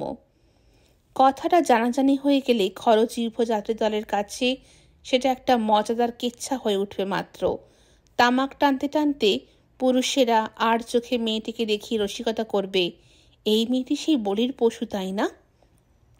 তা গাঙ্গুলি বুড়ো খরচপত্তর করে মরছে কেন? আমাকে বললেই তো বিনা করিতে তার কার্যোদ্ধার করে দিতাম। মাগির গতর তো কানায় কানায়। পান জর্দায় রাঙা মহিলাদেরও রক্তিম জিহ্বা পার্শ্ববর্তিনীর কর্ণমূলে কিছু অশ্লীল রসিকতা করার জন্য উন্মুখ হয়ে উঠবে মাত্র। আশ্চর্য মতিগতি সেই অষ্টাদশ শতাব্দীর অবক্ষয়ী সমাজের, ঠিক যেন এই বিংশ শতাব্দীর শেষ পাদ। যাত্রীদল কটক থেকে পদব্রজে একাম্র কাননে এসে পৌঁছেছে। জাহাজটি মহানদীর বন্দরে এসে ভিড়েছিল পূর্ণ জোয়ারকালে। ঘণ্টাখানেকের মধ্যে যাত্রীদের নামিয়ে অর্ণবপোত আবার কাঠজুড়ির মাঝখানে ফিরে গেছে। জোয়ার ভাঁটা মেনে জাহাজকে বন্দরের পাটাতনে ভেড়াতে হয়, না হলে সমুদ্রগামী বড় জাহাজের তলদেশ বালির চড়ায় আটকে যায়। কটক একটি অতি প্রাচীন বন্দর। কেশরী বংশীয় নৃপতি মকর কেশরী প্রতিষ্ঠিত মহানদীর এক শাখা কাঠজুড়ি গঙ্গার এ বন্দরে সেকালে অনেক অর্ণবপোত নোঙর করত। হাঁটা পথে শ্রীক্ষেত্র এখান থেকে 4-5 দিনের পথ। অধিকাংশ যাত্রী যাবে পায়ে হেঁটে। সামান্য কিছু ধনবান যাত্রীর জন্য পালকি বা চৌদ্দোলার আয়োজন। গো গাড়িও ভাড়া পাওয়া যায়। 6 জন একত্রে গো গাড়ি ভাড়া করতে পারেন যাতায়াতের করারে। এক পক্ষকাল তীর্থবাস করতে পারেন যাত্রীরা। সেক্ষেত্রে যাতায়াতের পথে গো শকট চালকের খাদ্যের ব্যবস্থা যাত্রীদের করতে হয়। অবশ্য পুরীতে যে পক্ষকাল থাকবেন তখন চালককে খোরাক দিতে হয় না, যদি না অবশ্য যাত্রীরা স্থানীয় তীর্থগুলি গোজানেই দেখে নিতে চান। এটাই ছিল সেকালীন ব্যবস্থা। নগেন্দ্র দত্ত একটি সুদৃশ্য চৌদলায় রওনা হয়ে গেলেন। তিনি রবীন্দ্রনাথের জন্য একটি পালকির বন্দোবস্ত নিজ ব্যয়ে করে দিতে চেয়েছিলেন, কিন্তু রূপেন্দ্র কিছুতেই স্বীকৃত হলেন না। তিনি সংখ্যাগুরু পদযাত্রীদের দলে রয়ে গেলেন। দুর্গা গাঙ্গুলি সস্ত্রীক কিসে রওনা হলেন বোঝা গেল না। সম্ভবত গোজানে, অথবা কে জানে, হয়তো জোড়া পালকিতে। রূপেন্দ্র টের পাননি। বস্তুত সেই যেদিন মৃন্ময়ী ওকে সর্বসম্মুখে হঠাৎ প্রণাম করতে গিয়েছিল, তারপর থেকে মিনুকে উনি আর দেখতে পাননি। গাঙ্গুলি মশাই তাকে বরাবর আড়াল করে রেখেছেন। সেই যেদিন রূপেন্দ্র বলেছিলেন প্রয়োজন হলে চতুষ্পদ ভঙ্গিতে খুড়োকে ওর ঘর থেকে ছেড়ে বেরিয়ে যেতে হবে। এখন সূর্যের তেজ কম, তবু যাত্রীরা অতি প্রত্যুষে ডেরা ডান্ডা গুটিয়ে রওনা দেয়। তখনও নির্মেঘ আকাশে তারা দেখা যায়। সূর্যোদয়ের আগেই না হোক ৩-৪ ক্রোশ পথ পাড়ি দেওয়া যায়। তারপর একটু বিশ্রাম। পথের ধারে দোকানে প্রাতরাশ। যাত্রীদের জন্য অতি প্রত্যুষে পথপার্শ্বের বিপণীতে কর্মব্যস্ততা শুরু হয়ে যায়। খাজা, জিবে গজা, জিলাপি ইত্যাদি মিষ্টান্ন, গোধূম চূর্ণের নানা রকম ঘৃতপক্ক মুখরোচক। ইদানিং তার চল হয়েছে নাম লচিকা। কিন্তু সেসব লোভনীয় খাদ্যদ্রব্যাদি অর্থবান তীর্থযাত্রীদের জন্য। সাধারণ যাত্রীর চলাতে থাকে চিবিটক আর ইক্ষগুড়, ফেনি আর মঠ। এক প্রহর বেলায় একটি বিশ্রাম নিয়ে আবার যাত্রা। সূর্য যখন মধ্য গগনে, তখন মধ্যাহ্ন বিশ্রাম। মন্দির কাছে পিঠে থাকলে ভোগ পাওয়া যায় কড়ির বিনিময়, তাতেই ক্ষণ্ণিবৃত্তি। তারপর দুদণ্ডের বিশ্রাম। আবার অপরাহ্নে সূর্যের তেজ একটু কমে এলে পদযাত্রা। শুক্লপক্ষ হলে রাতের প্রথম প্রহরের সমাপ্তিসূচক শিবাধ্বনি পর্যন্ত। জগন্নাথ সড়কের ধারে ধারে প্রতাপরুদ্রদেবের নির্মিত যাত্রীশালা, যারা দানীদের পথকর প্রদান করে আদায়কারীর পাঞ্জা ছাপ সংগ্রহ করেছে, তাদের বিনামূল্যে সেখানে রাত্রিবাসের আয়োজন। অন্যান্যদের আশ্রয় কড়ির বিনিময় অথবা গাছতলায়। প্রতিটি যাত্রী নিবাসে আছে সংলগ্ন জলাশয়, দীর্ঘিকা অথবা পাকা ইঁদারা। ওরা সদল বলে একাম্র কাননে এসে পৌঁছলেন পড়ন্ত বেলায়। কে কোন যাত্রী নিবাসে আশ্রয় নিয়েছে কে খোঁজ নেয়। ধনবান ২-১০ জন যাত্রীকে কটকি পাকড়াও করেছে পুরীর পাণ্ডা বা তার ছড়িদার। নাম গোত্র জেনে নিয়ে তারা খেড়ো খাতা খেঁটে বার করেছে কে কার যজমান। নগেন্দ্র দত্তের পাণ্ডাজির পুত্র স্বয়ং তাকে গ্রেপ্তার করেছেন কটকের জাহাজ ঘাটায়। স্বনামধন্য পাণ্ডাজি জনার্দন মহাপুত্র, তিনি পুত্র মনমোহন মহাপাত্র। মহাপাত্রজির লাল খেরো খাতায় নগেন্দ্রনাথের পিতৃপুরুষের পরিচয় উদ্ধার করা গেছে। কটক থেকে জগন্নাথ ক্ষেত্র যাবার পথে সর্বাপেক্ষা বিখ্যাত তীর্থ মন্দির নগরী একাম্র কানন। একাম্র পুরাণের ৫বিংশতি থেকে ৩ পরিচ্ছদে একটি দেব দানবের যুদ্ধের বর্ণনা করা হয়েছে। পুরাণকার বলেছেন, গঙ্গাবতী নদীর তীরে এক আম্র কাননে দেবতারা শিব পূজার নিমিত্ত যজ্ঞ আরম্ভ করা মাত্র দৈত্যরাজ হিরণাক্ষ সসৈন্য এসে যজ্ঞ নাশ করে। দেবরাজ ইন্দ্র পরাভূত হয়ে পলায়ন করেন এবং মহাদেবের শরণ নেন। অতঃপর দেবাদিদেব ত্রিশূল হস্তে স্বয়ং রণক্ষেত্রে অবতীর্ণ হন, হিরণ্যাক্ষকে সসৈন্য পরাজিত করেন। দৈত্য সেনাপতি কাল নেমে নিহত হয় এবং হিরণ্যাক্ষের সৈন্য সন্নিকটস্থ সারি সারি পর্বত গুহায় আশ্রয় নেয়। এ নিছকই গল্প কথা, কিন্তু কয়েকটি বিশেষ শব্দের দিকে আমাদের নজর পড়ে। প্রথমত, গঙ্গাবতী নদী। এই শৈব মন্দিরের নগরীর পাশ দিয়ে যে নদীটি আজও প্রবহমান, তার নাম গঙ্গাবতী বা গাঙ্গোয়া। দ্বিতীয়ত, সারি সারি পার্বত্য গুহার উল্লেখ। মন্দির নগরী ত্রিভুবনেশ্বরের অনতি দূরে পাশাপাশি দুটি পর্বতে অগণিত বৌদ্ধ ও জৈন গুহা, উদয়গিরি ও খণ্ডগিরি। আর নিকটেই আছে দুটি গ্রাম, তাদের নাম জগমারা ও জগসারা। বলা হয়, প্রথমটিতে হিরণাক্ষ দেবতাদের পরাভূত করে যজ্ঞ নাশ করে এবং দ্বিতীয় গ্রামের কাছাকাছি মাঠে মহাদেব দৈত্য দলকে পরাভূত করেন এবং দেবতারা শিব পূজা সম্পন্ন করেন। ওই একাম্র পুরাণের 13 অধ্যায়ে শিব ও ব্রহ্মার একটি কথোপকথন লক্ষ্য করার মতন। পিতামহ ব্রহ্মা মহাদেবকে বলেছেন যে মর্তে যেখানে দেবাদিদেব কালনেমিকে বধ করেছিলেন সেই পুণ্যতীর্থে ব্রহ্মা স্বয়ং একটি শিব মন্দির নির্মাণে ইচ্ছুক। প্রত্যুত্তরে মহাদেব বলছেন, হে পিতামহ বিভূতেশ্বর, এই সামান্য কাজ আপনাকে শোভা পায় না। কলিযুগের এক পাদ অতিক্রান্ত হলে আমার মস্তকস্থিত শশাঙ্ক ভূতলে অবতীর্ণ হবেন, একটি সাম্রাজ্য স্থাপন করবেন এবং ওই একাম্র কাননের সন্নিকটে ত্রিভুবনেশ্বরে আমার জন্য একটি অক্ষয় মন্দির নির্মাণ করবেন। অনুমান করার যথেষ্ট হেতু আছে যে ভুবনেশ্বরের মূল মন্দিরটি নির্মাণ করেন গৌড়রাজ শশাঙ্কই।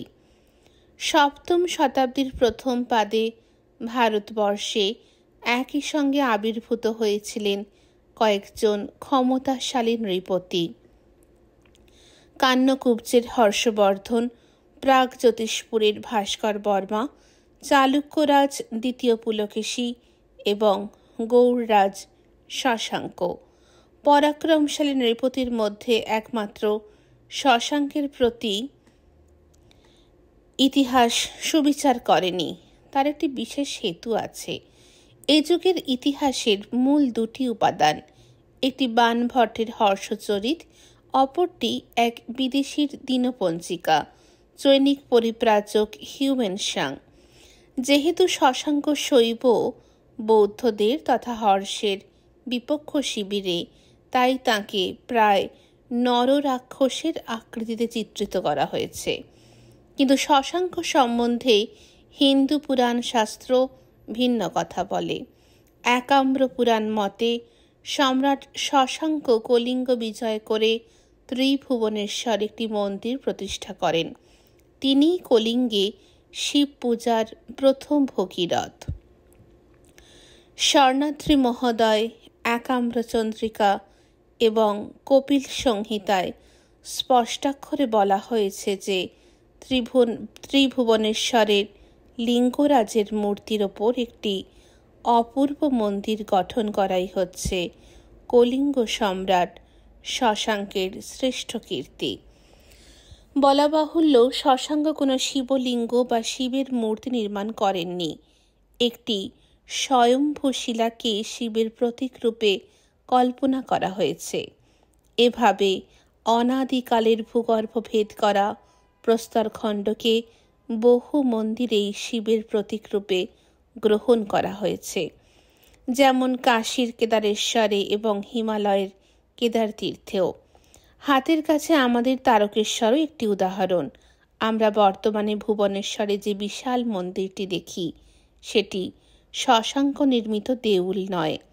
শশাঙ্ক নির্মিত দেব দেউল মহাকালের স্থূল হস্তাবলেপনে ভূতলশায়ী হয়েছিল। পরবর্তী রাজন্যবর্গ একই স্থলে বৃহত্তর মন্দিরটি নির্মাণ করান, কিন্তু শশাঙ্ক প্রতিষ্ঠিত বিন্দু সরোবরটি আজও বর্তমান, যদিও পরবর্তী উৎকল রাজগণের অর্থানুকূল্যে তার আকার ও আয়তন সমূহ বৃদ্ধি লাভ করেছে। শ্রোতৃবর্গের প্রথম সারিতে বসেছিলেন বৃদ্ধা বামুন দিদি। তিনি রূপেন্দ্রনাথকে বাধা দিয়ে বলে ওঠেন, আজ তোমার বক্তিমে বড় রসকসহীন হয়ে যাচ্ছে কথক ঠাকুর। দেবতাদের মহিমার গল্পের ঝুলি কি তোমার ফুইরে গেল নাকি গো? কথা হচ্ছিল মন্দির চাতালেই। রূপেন্দ্র হাসতে হাসতে বললেন, না দিদা, ভুবনেশ্বরের মাহাত্ম্য সম্বন্ধে কোনো গল্প আমার জানা নেই, তবে কাল সন্ধেবেলায় আপনাদের সেরকম একটা জমাট গপ্প শোনাবো, সাক্ষী গোপালের। তবে ঠাকুর দেবতার গল্প শুনতে চাইলে তখন একটা প্রশ্ন করি।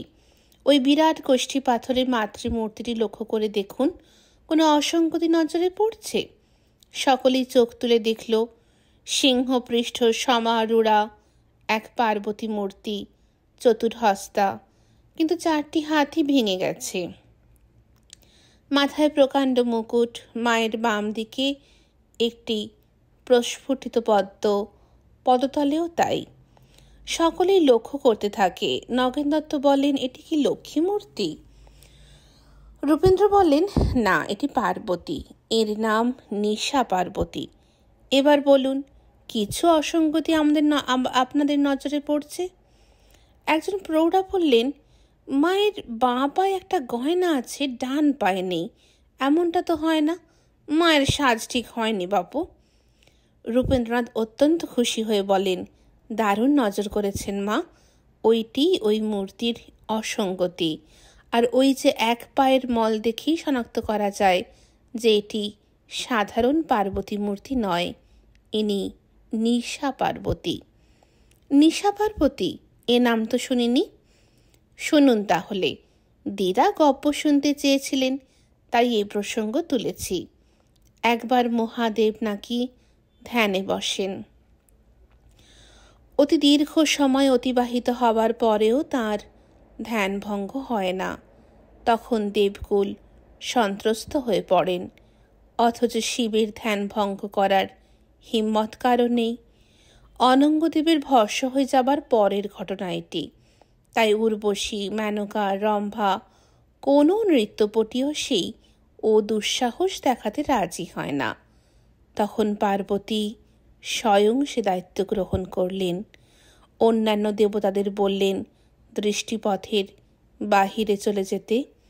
অরণ্য নির্জন হলে গভীর পূর্ণিমা রাত্রে তিনি ধ্যানস্থ মহাদেবের সম্মুখে নৃত্যারম্ভ করেন। পার্বতী নাচছেন, শিবের ধ্যান ভাঙে। চোখ চেই নৃত্যরতা পার্বতীকে দেখে মহাদেব খুশিয়াল হয়ে ওঠেন। তৃতীয় নয়নের অগ্নি নয়, অপর দুটি নয়নেই ফুটে ওঠে প্রেমের প্রতিচ্ছবি। নিশাকালে নৃত্যরতা এই মূর্তির নাম তাই নিশা পার্বতী। ভাস্কর্যে এর উদাহরণ খুবই সুদুর্লভ। শিল্পী প্রচলিত অলঙ্কার শাস্ত্রকে উভয় অর্থেই অস্বীকার করে মায়ের একটি পায়ে একটি মাত্র নূপুর পরিয়েছেন, বোঝাতে যে হে দর্শক, ভ্রমাত্মক সিদ্ধান্ত নিও না। নৃত্যরতা হওয়া সত্ত্বেও ইনি নর্তকী নন, ইনি ভবভাবিনী, ভবতারিণী। আসর ভেঙে গেল। বুড়ি গিয়ে নিশা পার্বতী মূর্তির চরণ স্পর্শ করে প্রণাম করলেন। বললেন, আমাদের কথক ঠাকুরটি সব জানে। সন্ধ্যারতি শেষ হয়ে গেছে। এখন যাত্রীরা মন্দির প্রাঙ্গণ ফাঁকা করে দেবে। মন্দিরের দ্বারপালেরা লগুর হস্তে ঘুরে ঘুরে মন্দিরের বিভিন্ন প্রান্তে বিশ্রামরত যাত্রীদের সবিনয়ে মন্দির খালি করে দেবার অনুরোধ জানাচ্ছে। সিংদরজা বন্ধ হয়ে যাবে, সে পাকে চলো। রূপেন্দ্রের নজর হয়েছিল আজ শ্রোতৃবৃন্দের ভেতর দুর্গা গাঙ্গুলিকে আদৌ দেখতে পাওয়া যায়নি। তার সহধর্মিনী বলা বাহুল্য না পাত্তা। দলে দলে সকলে নির্গমন দ্বারের দিকে চলেছে। নগেন দত্ত রূপেন্দ্রের বাহুমূল ধরে একটু জনান্তিকে সরে আসেন। ওর কর্ণমূলে বলেন, আমাদের পাণ্ডাজি জানালেন আজ শুক্লা দশমী রাত্রির দ্বিতীয় প্রহরে নাট মন্দিরে রুদ্রাণের নৃত্য পরিবেশিত হবে। আমি আসব, আপনি কি দেখতে চান? রূপেন্দ্র বলেন, রুদ্রাণীকে? এ মন্দিরের দেবদাসীদের প্রাধানা অলঙ্কারা। শৈব মন্দিরে প্রধানা দেবদাসীকে বলা হয় রুদ্রগণিকা, সম্বোধনে রুদ্রাণী। বৈষ্ণব মন্দিরে যেমন পুরীর জগন্নাথ মন্দিরে প্রধানা অলঙ্কারার নাম গোপিকা। রূপেন্দ্র হেসে বলেন, আপনি তো ও বিষয়ে অনেক খবর রাখেন দেখছি। নগেন্দ্র বললেন, আপনিও তো তীর্থ মাহাত্ম্য আর মন্দির তত্ত্ব নিয়ে। বাধা দিয়ে রূপেন্দ্র বলেন, বুঝেছি, যাদৃশী ভাবনার যশ। তার মানে রুদ্রাণের নৃত্য দেখার বাসনা আমার নেই। আপনি বরং একাই আসবেন, কিংবা রূপেন্দ্র আন্দাজে একটা শব্দভেদী বাণ ছাড়লেন। দুর্গা গাঙ্গুলি মশাইকে নিয়ে যান, তিনি এই বিষয়ে খুব আগ্রহী। ভালো কথা, আজ কদিন তাকে দেখছি না যে। শব্দভেদী বানটা লক্ষ্যভ্রষ্ট হলো। নগেন্দ্র বললেন, কি জানি কোথায় গেছে, আর থাকলেও সেই বুড়োটাকে ওই দেবদাসের নৃত্যের আসরে আমি নিয়ে আসতাম না। ওরা পায়ে পায়ে মন্দিরের বাহিরে চলে আসেন। মন্দিরের প্রবেশদ্বারের বাহিরে নগেন্দ্রের চৌদোলা প্রতীক্ষায় ছিল। একজন ওর সুঁড় তোলা নাগরা চটিজোড়া হাতে নিয়ে এগিয়ে আসে। নগেন্দ্র পাণ্ডাজির বিশেষ অতিথি। রূপেন্দ্র তাঁর আতিথ্য স্বীকার করতে রাজি হননি। তিনি জনতা দলের সঙ্গে রাত্রিবাস করেন সাধারণ যাত্রীশালায়। যাত্রীশালায় এক এক কোণে এক এক দল। ক্লান্ত পদযাত্রীরা পাশাপাশি কাঁথা বিছিয়েছে। ঝোপে ঝাড়ে জোনাক চলছে। সন্ধ্যা থেকে নির্মেঘ আকাশে চাঁদের আলো। রূপেন্দ্রনাথ ধ্যানে বসেছিলেন। বামুন দিদি ইতিমধ্যে দুবার ঘুরে গেছেন। তৃতীয়বার এসে দেখেন রূপেন্দ্র শয়নের আয়োজন করছেন। বামুন দিদি এগিয়ে এসে বললেন, ও কি গো, শুয়ে পড়লে যে ঠাকুর, রাতের সেবা করলে না? রূপেন্দ্র হেসে বললেন, পরম বৈষ্ণব বৃন্দাবন দাস ঠাকুর তাঁর চৈতন্য ভাগবতে কি লিখেছেন জানেন না? প্রভু যারে যেদিন বা না লিখেন আহার, রাজপুত্র হৌ তব উপবাস তার। ঠিকই তো লিখেছেন বৃন্দাবন দাস ঠাকুর, কিন্তু তুমি কেমন করে জানলে যে প্রভু তোমার লালাটে আজ উপোস লিখে রেখেছেন? ওটা দেখিন, এই মালপোটুকু সেবা করো, তোমার নাম করে দোকান থেকে নিয়েছি। রূপেন্দ্র উঠে বসলেন। বামুন দিদির সঙ্গে জল ছিল, তাতে হাত ধুয়ে শালপাতার ঠোঙায় আনা মালপোয়াটুকু মুখে দিলেন। বললেন, দিদার সব দিকে নজর থাকবেনি। কথক ঠাকুর নিত্যদিন সাঁঝের বেলায় ঠাকুর দেবতার কথা শোনায়, ভাববনি নেয় না, এটুকু নজর রাখতে হবে নি। তবে আজ দাদা ভাই, আমি এই যে একটা সমস্যা নিয়ে, তোমাকে একটা উপকার করতে হবে দাদা। বলুন, কি করতে হবে? শুনেছ তো, কাল আমাদের যাত্রা নাস্তি। এখানে সবাই ঠাকুর ঠুকুর দেখে বেড়াবে। অনন্ত বাসুদেব মন্দির, মহিষমর্দিনী মূর্তি, বিন্দু সরোবরে স্নান করবে। আসলে কি জানো দাদা, আমাদের দলে 20-25টা আবাগী, মানে বেদবা। কাল একাদশী তো, নিরুম্ব উপোস। তাই একটা দিন সবাইকে রুখে দেওয়া, এই আর কি। নইলে আবাগীগুলো পারবে কেনে? এই তথ্যটা জানা ছিল না। মনে মনে খুশি হলেন রূপেন্দ্র। এখানে কয়েকটি মন্দিরের কারুকার্যের সুখ্যাতি শুনেছেন। মুক্তেশ্বর, ব্রহ্মেশ্বর, রাজা রানী মন্দির। অদূরে আছে ধৌলি পর্বতের পাদদেশে সম্রাট অশোকের শিলালেখ, আর উদয়গিরি খণ্ডগিরিতে জৈন গুহা মন্দির। যাত্রীদল এসব বিষয়ে আদৌ আগ্রহী নন, কিন্তু জগন্নাথ তর্কপঞ্জরণের শিষ্যটি এসব সচক্ষে দেখে নিতে চান। খোদাই করা ব্রাহ্মী লিপ্যক্ষর ইতিপূর্বে কখনো দেখেনি রূপেন্দ্র। মিষ্টান্ন আহার আনতে হাত ধুয়ে জানতে চান, এবার বলুন দিদা, কি আপনার সমস্যে, আর আমাকে কি উপকার করতে হবে? আজকাল আর সারা রাত উপোস করতে পারি না। 3.5 কুড়ি পার দিয়েছি তো, তাই সূর্যি ডুবলেই ইষ্টদেবকে জল টল দিয়ে এক বামুনের সেবা করি। তার অনুমতি নিয়ে বাতাসেটুকু মুখে দিয়ে জল খাই। তা দাদা, তুমি কাল আমার সেবা নিয়ে আমারে অনুমতি দেবা? এ আর শক্ত কথা কি, সূর্যি ডোবার আগেই আপনাকে অনুমতি দিতে পারি, তার আগেই যদি আমার পেট ভরে যায়। বৃদ্ধা এসে বললেন, না না, অতটা উপকার করতে হবে নি। হঠাৎ কি মনে হয় রূপেন্দ্র বৃদ্ধার কাছে ঘনিয়ে এসে বলেন, এবার আপনি আমার একটা উপকার করবেন ঠাম্মা। কথাটা কিন্তু খুব গোপন, এটা আবার আমার এক গোপন সমস্যে। বৃদ্ধা গম্ভীর হলেন, রসিকতায় যোগ দিলেন না। বললেন, বলো। কথাটা 5 কান হবে না তো? রাসু বামনি তেমন কান পাতলা নয়, বলো দিনি, কি তোর সমস্যে? রূপেন্দ্র নাম উল্লেখ না করে বুঝিয়ে বলেন যে যাত্রী দলের ব্যক্তি বিশেষের, সে পুরুষ কি স্ত্রী তাও বলেন না, একটা প্রচণ্ড বিপদ ঘনিয়ে এসেছে, জীবন মৃত্যুর সমস্যে। কিন্তু বিশেষ প্রতিবন্ধকতায় তিনি ওই ব্যক্তি বিশেষকে তার বিপদের কথাটা জানাতে পারছেন না। কেনে, তারে আর দেখতে পাচ্ছিস না বলে? হ্যাঁ, এ কদিন তাকে দেখতে পাচ্ছি না, কিন্তু দেখা পেলেও গোপন কথাটা তাকে বলবার সুযোগ পাবো না। বৃদ্ধা দম ধরে অনেকক্ষণ কি ভাবলেন, তারপর বললেন, বিপদটা কি জাতের? তাও আমি তোমাকে বলতে পারবো না ঠাম্মা, আমি সত্যবদ্ধ, কথাটা 5 কান করব না, কথা দিয়ে রেখেছি। বেশ তো, 5 কান না করিস, 2 কান করতে তো বাধা নেই। 2 কান করা মানে?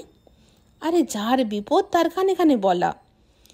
রূপেন্দ্র বিরক্ত হয়ে বলেন, তোমাকে কেমন করে বোঝাই, তাকেই কানে কানে বলার সুযোগ যে আমি পাচ্ছি না, পাবো না। সে সমস্যার মরা আমি নেব নে, আমি তোরে সুযোগ পাইয়ে দেব। তুই আমারে কিছু না বলে তারই কানে কানে তার বিপদের কথাটা বলে দিস, বুঝলি? রূপেন্দ্র ভ্রুভঙ্গি কুঞ্চিত ভ্রুভঙ্গে বললেন, আমি কার কথা বলছি বলো তো ঠাম্মা? ও মা, আমি কোথায় যাব? তোর এই পাড়া তুতো ছুট বোনটা তো, তোর সাথে বিয়ের সম্বন্ধ হবার আগেই যারে ওই ঘাটের মরা ছোঁ মারি তৃতীয় পক্ষ করে ফেলছিল, তাই তো, নাকি চতুর্থ? রূপেন্দ্র স্তম্ভিত হয়ে গেলেন বৃদ্ধার কথায়। বলেন, তুমি কেমন করে আন্দাজ করলে ঠাম্মা? এ তো জন্মান্ধ একেন বুঝে ফেলবে রে, আমার তো শুধু বাঁ চোখটায় ছানি, তা সে আবাগের বিপদটা কিসের? ও না না, সেটা তুই আমারে বলবি না, 5 কান হয়ে যাবে। তা বেশ, তারই বলিস, কানে কানে, সাক্ষী গোপালে কিংবা জগন্নাথ ধামে। রূপেন্দ্র জানতে চান, কিন্তু সেটা কিভাবে সম্ভব? বৃদ্ধার চটজলদি জবাব, পুষ্মন্তরে, সে তোরে ভাবতে হবে নি, কার দ্বারা তারে শিখাই দেবনে। ও বলবে ওর পেটে শুল ব্যথা উঠেছে, আমরা 5 জনে তড়ি ঘড়ি তোরে ডাকি পাঠাবো।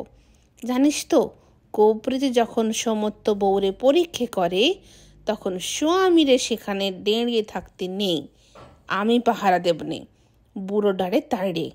তাই কে থাকবো? কথায় বলে পর স্ত্রী, নইলে ধম্ম সইবে না।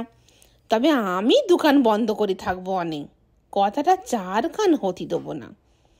রূপেন্দ্র বলেন, তোমার তো দারুণ বুদ্ধি ঠাম্মা, কেমন করে ফন্দিটা মাথায় এলো? বৃদ্ধা বললেন, ও মা, আমি কোথায় যাব? জানিস না, রাসু বামনির ভারী বুদ্ধি। এই দেখ না, বুড়ো কর্তা 20 বেঘে ব্রহ্মোত্তর লাখেরাজ আর বাস্তু ভিটে রাখি গেল, মাত্র 20টি বছরের সব উড়ে পুড়ে দে, আমি তুলসীর মালা নিয়ে পথে নেমেছি, কেউ ঠেকাতে পারলো? রূপেন্দ্র বিস্মিত হয়ে বলেন, তার মানে দাদুর সম্পত্তি কোথায় গেল? ভকিল মোক্তারের গব্বরে। আমার 3টি জোয়ান বেটা আর তাদের 3 দোকানে 6টা জাহাবাজ বউ মহা ধুমধাম করি কাজীর কাছে হকিয়ত করছে আজও। আমার কি, আমি দেখতে পাচ্ছি, দিব্যি শান্তিতে আছি, পদে পদে জয় গৌর জয় নিতেই গিয়ে বেড়াচ্ছি, বিষয়ে বিষে আমারে কেউ বিষে দিতে পেরেছে? আশ্চর্য মানুষ তো। জগন্নাথ ধামে পৌঁছে যাত্রীদল গোটা শহরে ছড়িয়ে ছিটিয়ে পড়েছে। কটক বন্দর থেকে কবে জাহাজ ছাড়বে তা সকলেরই জানা। নির্দিষ্ট সময়ে সেখানে পৌঁছতে পারলেই হলো।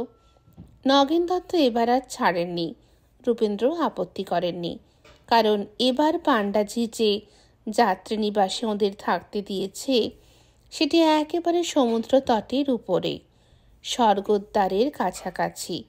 ছাদে বসে নীলাম্বু রাশির অবিরাম উচ্ছ্বাস প্রত্যক্ষ করা যায়। সেখানেই গাঙ্গুলি খুড়োকে পথ চিনিয়ে নিয়ে এলো ওর পাণ্ডাজির ছড়িদার। ওরা আশ্রয় নিয়েছেন মন্দিরের কাছাকাছি একটি যাত্রী নিবাসে। গাঙ্গুলি রোগিণীর উপসর্গের বর্ণনা করে বললেন, এ কি আতান্তরিতে পড়লাম বলো তো বাবা, তুমি একবার চলো, গিয়ে দেখবে। রূপেন্দ্র এ জাতীয় উপসর্গের আশঙ্কাই করছিলেন, কিন্তু অসুখের আক্রমণটা নিতান্ত ঘটনাচক্রে কাকতালীয়ভাবে সত্যও হতে পারে, এজন্য ঔষধের পুঁটলিটাও সঙ্গে নিলেন। নগেনদত্ত জিজ্ঞাসা করেন, দোকান থেকে অখাদ্য কুখাদ্য কিছু খেয়েছিল কি? গাঙ্গুলি বিহ্বলভাবে জবাব বলেন, ও যা খেয়েছে আমিও তাই খেয়েছি, অখাদ্য কুখাদ্য কিছু হলে দুজনেরই তো হবার কথা। তা বটে। রূপেন্দ্র বলেন, চলুন তাহলে, আর দেরি করব না। রোগিণীর কাছে পাহারায় আছে কি জল টল খেতে চাইলে?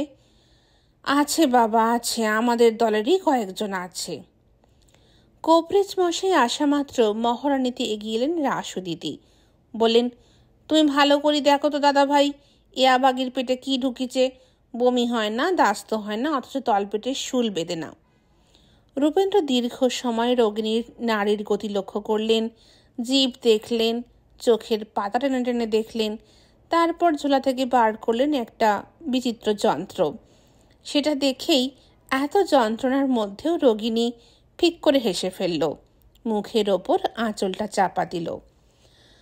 রূপেন্দ্র দুর্গা গাঙ্গুলির দিকে ফিরে বললেন, বুকটা একবার দেখব কি? আপত্তি নেই তো?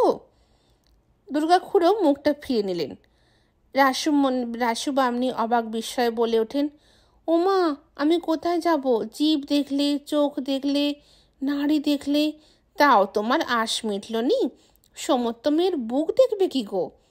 দুর্গা বলে, ও কিছু নয় দিদি, কোবরে যেমন দেখে থাকে দেখো। রূপেন্দ্র বললেন, আপনার সবাই ঘরের বাইরে যান। না বামুন্দি, আপনি শুধু থাকবেন। দুর্গা গাঙ্গুলি নিজেই যেন উৎসাহী হয়ে বাকি দর্শকদের ঘর থেকে বার করে দিলেন। বুক দেখার এ যন্ত্রটা তার পরিচিত। এই যন্ত্রটা নিয়েই বছর 2 আগে একটা ভুল বোঝাবুঝিতে রূপেন্দ্রের সঙ্গে ওর মুখ দেখা দেখি বন্ধ হয়ে যায়। সেবার মৃন্ময়ীও ওকে ভুল বুঝেছিল। যেকালের কথা, তখনও স্টেথোস্কোপ যন্ত্রটা আবিষ্কৃত হয়নি, কিন্তু তার একটি আদিম রূপের ব্যবহার ছিল আরব পারস্যে। মুঘল যুগে হাকিম উল মুলুকদের মাধ্যমে সেই বিচিত্র যন্ত্রটা পৌঁছেছে হিন্দুস্থানেও। দুমুখ ক্ল্যারিয়নের জাতীয় একটা যন্ত্র, তার 2 প্রান্তে 2টি ভেক চর্ম।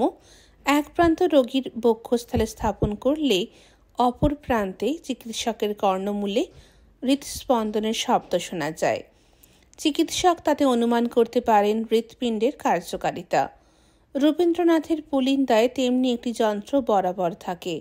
প্রথমবার মৃন্ময়ী তখন সদ্য বিবাহিতা। দুর্গা গাঙ্গুলির বাড়িতে তিনি যখন বলেছিলেন, এবার বুকটা একবার দেখব, তখন বজ্রাহত হয়ে গিয়েছিল মৃন্ময়ী। সেবারও গৃহস্বামীকে ঘরের বাইরে পাঠিয়ে একান্তে রোগিণীকে পরীক্ষা করছিলেন, এবং সেবারও ওর নিয়মানুসারে কক্ষে উপস্থিত ছিল শোভারানী, মিনুর বড় সতীনের মেয়ে। অনুরা হলেও বয়সে সে মিনুর থেকে বড়। শোভারানী ইতিপূর্বে কবিরাজ জীবটিকে কখনো দেখেনি। চিকিৎসা পদ্ধতি কি জাতীয় হয় তার ধারণা ছিল না। কবিরাজ জীব দেখলেন, নাড়ি দেখলেন, এবার বুক দেখতে চাইছেন। নিজেও বুদ্ধি বিবেচনার মতো সে বলে উঠেছিল, এটাই নিয়ম ছোট মা, আমি পিছন থেকে কাঁচুলির বাঁধন খুলে দিচ্ছি, লজ্জা করবেন না, উনি এবার আপনার বুক দুটো দেখবেন। বিদ্যুৎ স্পৃষ্টের মতন খাড়া হয়ে দাঁড়িয়ে পড়েছিলেন রূপেন্দ্রনাথ। কি সর্বনাশ!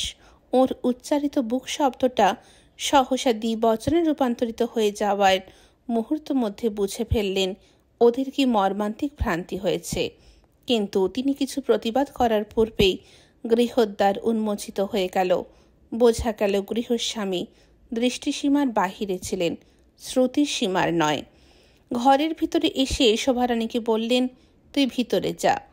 শোভারানী তার বিমাতার পৃষ্ঠদেশে কঞ্চলিকার ফাঁস ছয়মাত্র টেনে খুলেছে। বক্ষাবরণ অপসারিত করেনি তখনও। নিদারুণ আতঙ্কে, লজ্জায়, আরক্তিম আননে মৃন্ময়ী যেন বাধা দিতেও ভুলে গেছে। বৃদ্ধ দৃঢ়স্বরে বলে উঠেছিলেন, তোমার রোগী দেখা শেষ হয়েছে রূপেন্দ্র, এসো আমার সঙ্গে, এ ঘরে এসো, ওর চিকিৎসা তোমাকে করতে হবে নি। সেদিন ওই ক্রুদ্ধ বৃদ্ধকে রূপেন্দ্রনাথ বোঝাতে পারেননি তিনি কি বলতে চান। দীর্ঘদিন পরে দুর্গাচরণ নিজের ভুলটা বুঝতে পারেন, যখন সর্বসম্মুখে ওই রূপেন্দ্রনাথই জমিদার গিন্নিকে বলেছিলেন, ওই একই কথা, আপনার বুকটা একবার দেখব জ্যাঠাইমা। বৃদ্ধাও সর্বসম্মুখে অনায়াসে বলেছিলেন, দেখ। যন্ত্র দিয়ে বুক দেখা যে চর্মচক্ষে নয়, শ্রুতিপথে, তাতে অশ্লীলতার যে কিছু নেই, বুক যে হৃৎপিণ্ডকে বোঝাচ্ছে, এসব কথা সেদিন বুঝতে পেরেছিলেন। ঘর খালি হলো।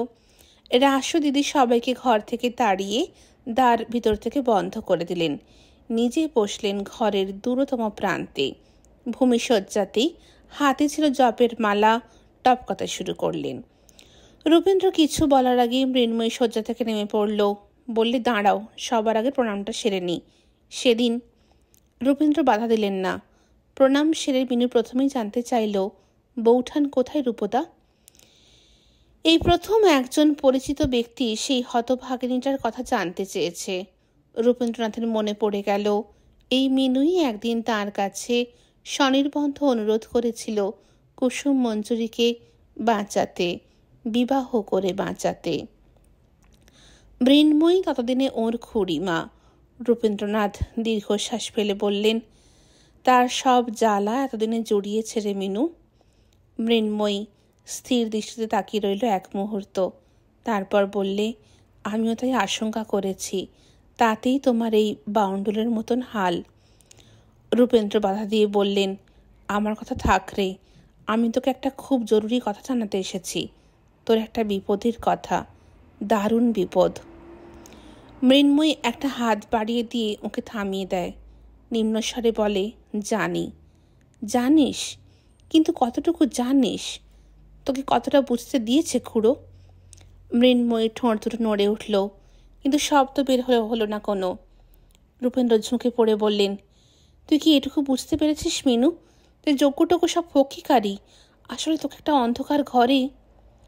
প্রচণ্ডভাবে মাথা ঝাঁকিয়ে মৃন্ময়ী উঠে দাঁড়ায়, বলে, তুমি আমাকে কি ভাবো রূপদা? কচি খুকি? বাঁচেনি, কিন্তু আমি তো এক ছেলের মা, তা তো মানো। তার মানে তুই সব জানিস, সব জেনে বুঝে। ঝরঝর করে কেঁদে ফেলল মৃন্ময়ী, বসে পড়ল আবার। মাঝপথেই থেমে গেলেন রূপেন্দ্র। একটা দীর্ঘশ্বাস পড়ল তাঁর।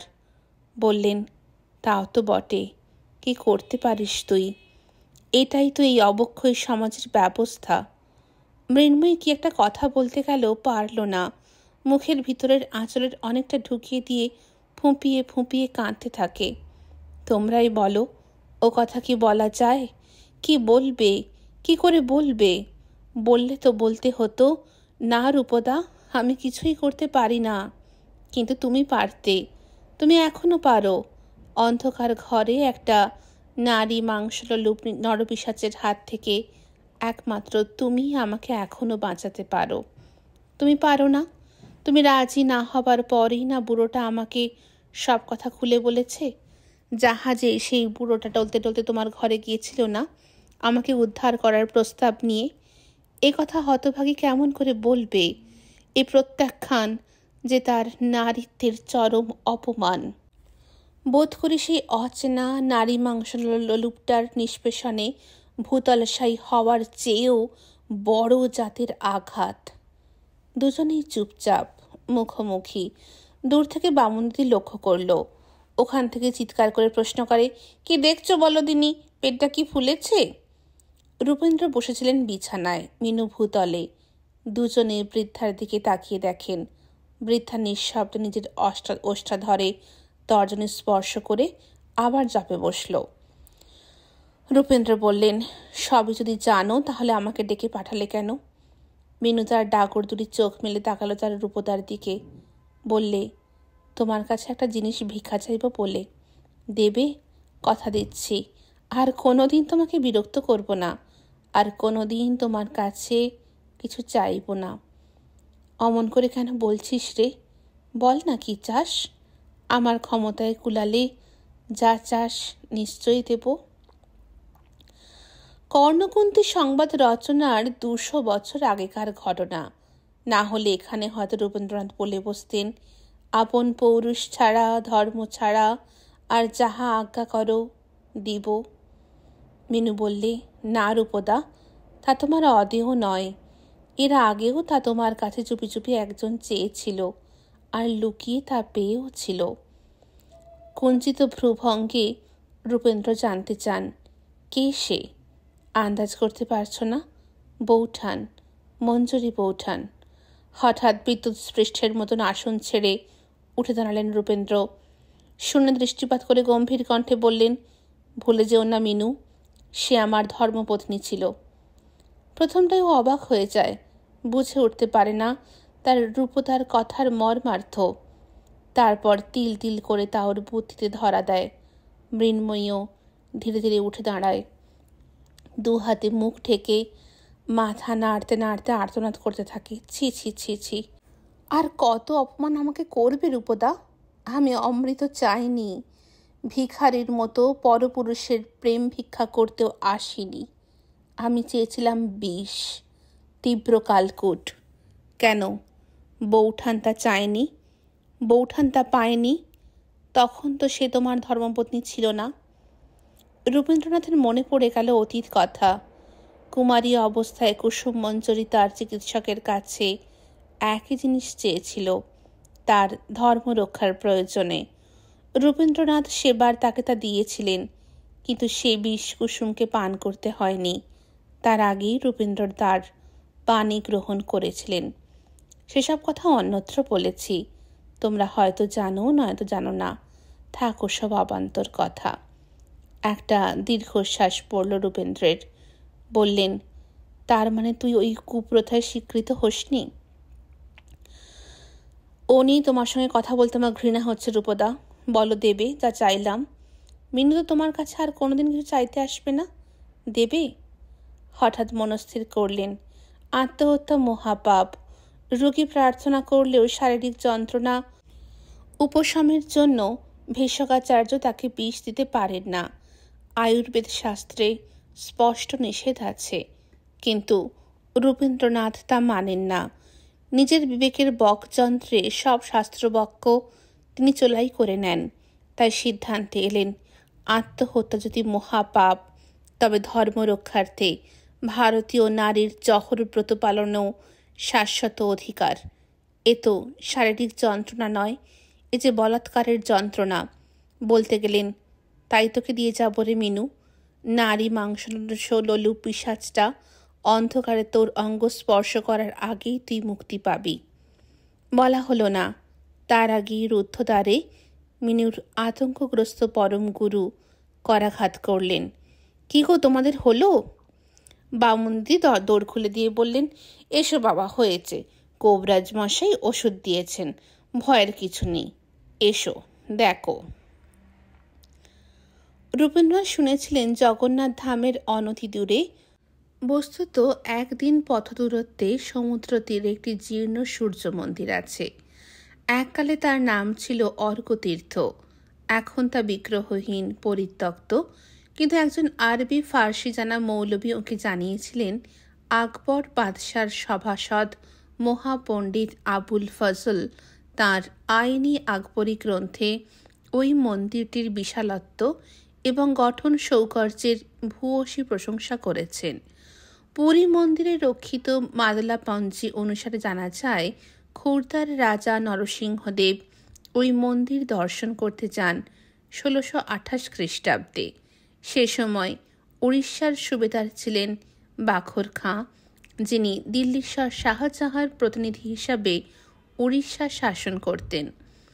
মাদলাপঞ্জি মতে খুরদার রাজ্য কোনারক মন্দিরে সূর্যমূর্তির বিগ্রহটি দেখতে পাননি, কারণ তার পূর্বেই যবন আক্রমণের ভয়ে ওই মূর্তিটি অপসারিত করা হয়েছিল।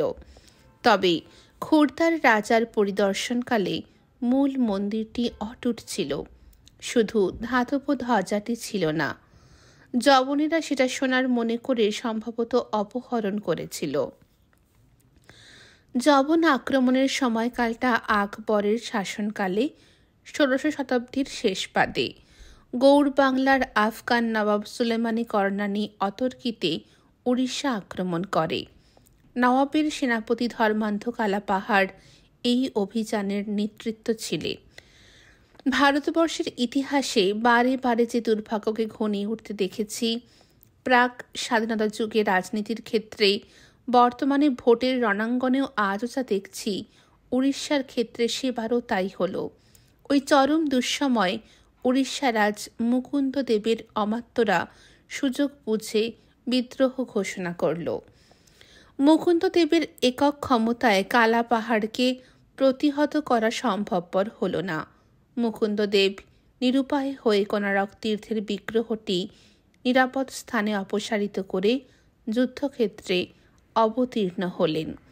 সে যুদ্ধে বুকের রক্ত দিয়ে মুকুন্দদেব তাঁর বিশ্বাসঘাতক অমাত্যদের পাপের প্রায়শ্চিত্ত করে গেলেন। আর কালাপাহাড়ের অপকীর্তি মহাকালের বুকে চিরস্থায়ী ক্ষতচিহ্ন হয়ে রইল উড়িষ্যার নানান দেবদেউলে। এই মুকুন্দ দেবী উড়িষ্যার শেষ স্বাধীন রাজা। খুর্দা রাজ্যের কোনারক দর্শনের ঠিক 200 বছর পরে পাচ্ছি ওই মন্দির সম্বন্ধে কালানুসারে পরবর্তীটি বিবরণ স্টার্লিংয়ের। সেটি 1825 খ্রিস্টাব্দের। তখন জগমোহনটি অটুট থাকলেও মূল রেখা দেউলটি ছিল ভগ্নাবস্থায়। স্টার্লিংয়ের বিবরণে দেখছি লেখা আছে, রেখ দেউলটি তখনও কোনো ক্রমে দাঁড়িয়েছিল, উচ্চতায় প্রায় 125 ফুট। দূর থেকে দেখলে মনে হয় যেন পালতোলা একটা জাহাজ।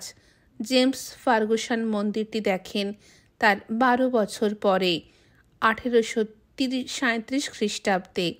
তার একটি স্কেচের অনুলিপি ছাপানো বইতে পাওয়া যায়। আমাদের কাহিনী অনুসারে রবীন্দ্রনাথ পুরীতে এসেছেন 1743 খ্রিস্টাব্দে, অর্থাৎ খুর্দা বাজার পরিদর্শনের পরবর্তীকালে এবং স্টার্লিংয়ের প্রত্নতত্ত্বের গবেষণার পূর্ববর্তীকালে। মূল মন্দিরটি তখনও অটুট, যদিও বিগ্রহ নেই। আমরা এখন জগমোহনকে ঘিরে পাদপীঠে যে কারুকার্য দেখি, 24টি প্রকাণ্ড অর্ধোৎকীর্ণ রথচক্র, তা তখন দেখা যেত না। খুর্দার রাজা বা স্টার্লিং তা দেখেননি। সে সময় তা ছিল বালির গর্ভে ঢাকা। সে সময় ওখানে কোনো লোকালয় ছিলই না আদৌ। রবীন্দ্রনাথের বাসনা ওই কোনারক মন্দিরের ধ্বংসাবশেষ দেখতে যাওয়া, কিন্তু যাত্রী দলের ভিতর কেউই রাজি হলো না। নিত্য পূজা হয় না, দেব বিগ্রহ নেই, এমনকি জনমানবের চিহ্ন মাত্র নেই। সেখানে কে যাবে? কিন্তু একবজ্ঞা ঠাকুর অত সহজে নিবৃত্ত হবার মানুষ নন। সন্ধান নিয়ে জানলেন সমস্ত রাত্রি সমুদ্রোপকূলের বালুকা বেলার পথ ধরে গাড়ি চালালে পরদিন প্রভাতে কোনারক তীর্থে পৌঁছানো যায়। আহার্য পানীয় এবং গরুর খাদ্য সঙ্গে করে নিয়ে যেতে হবে। পরদিন সন্ধ্যাবেলায় রওনা হলে সারা রাত্রে ফিরে আসা যায়। 2-1 সকট মালিকের সন্ধান পাওয়া গেল, যারা জীবনে 2-1 বার এমন নাছর বাঁধা যাত্রীকে ওই সূর্য মন্দির দেখিয়ে এনেছে। চোর ডাকাতের উপদ্রব নেই, কারণ যাত্রীদের কাছে একদিনের খাদ্য পানীয় ছাড়া কিছু লুটের মাল থাকেই না। নগেন দত্তকেও রাজি করানো গেল না। তিনি সারাদিন পুরীধামের তীর্থ দেখে বেড়ান এবং সন্ধ্যায় দেবদাসী নৃত্য। শেষ পর্যন্ত ব্যবস্থা হলো না, সকট নয়, উনি যাবেন অশ্বারোহণে। এটি ভালো জাতের আরবীয় অশ্বের ব্যবস্থা করে দিলেন পাণ্ডাজি, আর ওই সঙ্গে নটুঙ্গি দলের কাছ থেকে ভাড়া করে আনলেন একটা বিচিত্র পোশাক। বললেন, আপনি এই পোশাক পরে যান ঠাকুর মশাই, দূর থেকে মনে হবে উড়িষ্যা রাজ্যের কোনো সৈন্যাধ্যক্ষ। চোর ডাকাত ত্রিসীমানায় ভিড়বে না, আর নিরস্ত্র যাবেন না, এটা নিন। মাঝাই বেঁধে দিলেন একটা তরবারি। স্থির হলো পরদিন প্রত্যুষে উনি যাত্রা করবেন একলাই। সঙ্গে থাকবে একদিনের মতো আহার্য পানীয়। সন্ধ্যায় প্রত্যাবর্তন করবেন। কিন্তু এই পরিকল্পনাও বাতিল করতে হলো শেষ পর্যন্ত। বাধা দিলেন দুর্গাখুড়ো স্বয়ং। তুমি যদি আপত্তি না করো বাবা, তাইলে আমরাও তোমার সঙ্গে যেতে চাই, গাড়িতে, আমরা 2 জন। সবাই বিস্মিত হলো। একবজ্ঞা না হয় আধ পাগলা, কিন্তু দুর্গা গাঙ্গুলি কেন কোনারক যেতে চাইছেন? সেখানে না আছে পূজা পাঠনের ব্যবস্থা, না কোনো ঠাকুর দেবতা। গাঙ্গুলি মশার যুক্তি অবশ্য অন্যরকম। মন্দির ভেঙে গেলে কি দেবতার মহিমা ক্ষুণ্ণ হয়? ওর পাণ্ডাজি বলেছেন ওই অর্ঘ তীর্থে স্বয়ং শ্রীকৃষ্ণের পুত্র শাম্ব নাকি রোগমুক্ত হয়েছিলেন। চন্দ্রভাগা নদী যেখানে সমুদ্রে বিলীন হয়েছে, সেই কুম্ভ রাশির মধ্যবর্তী অগ্নিকোণ দাপর যুগে ছিল মহাতীর্থ। স্বয়ং শাম্ব ওই কোনারক মন্দিরের প্রতিষ্ঠাতা। বিগ্রহ আছে কি নেই এটা বড় কথা নয়, ওর মনোগত বাসনা সেই চক্রতীর্থে সস্ত্রীক 3টে ডুব দেওয়া। কোনো যাত্রী যেতে রাজি হচ্ছে না বলে উনি একদিন নীরব ছিলেন। এখন যখন শুনলেন কবিরাজ মশাই স্বয়ং যাচ্ছেন, তখন উনি ভরসা করে এগিয়ে এসেছেন। আজ এই পর্যন্তই রইল। নমস্কার।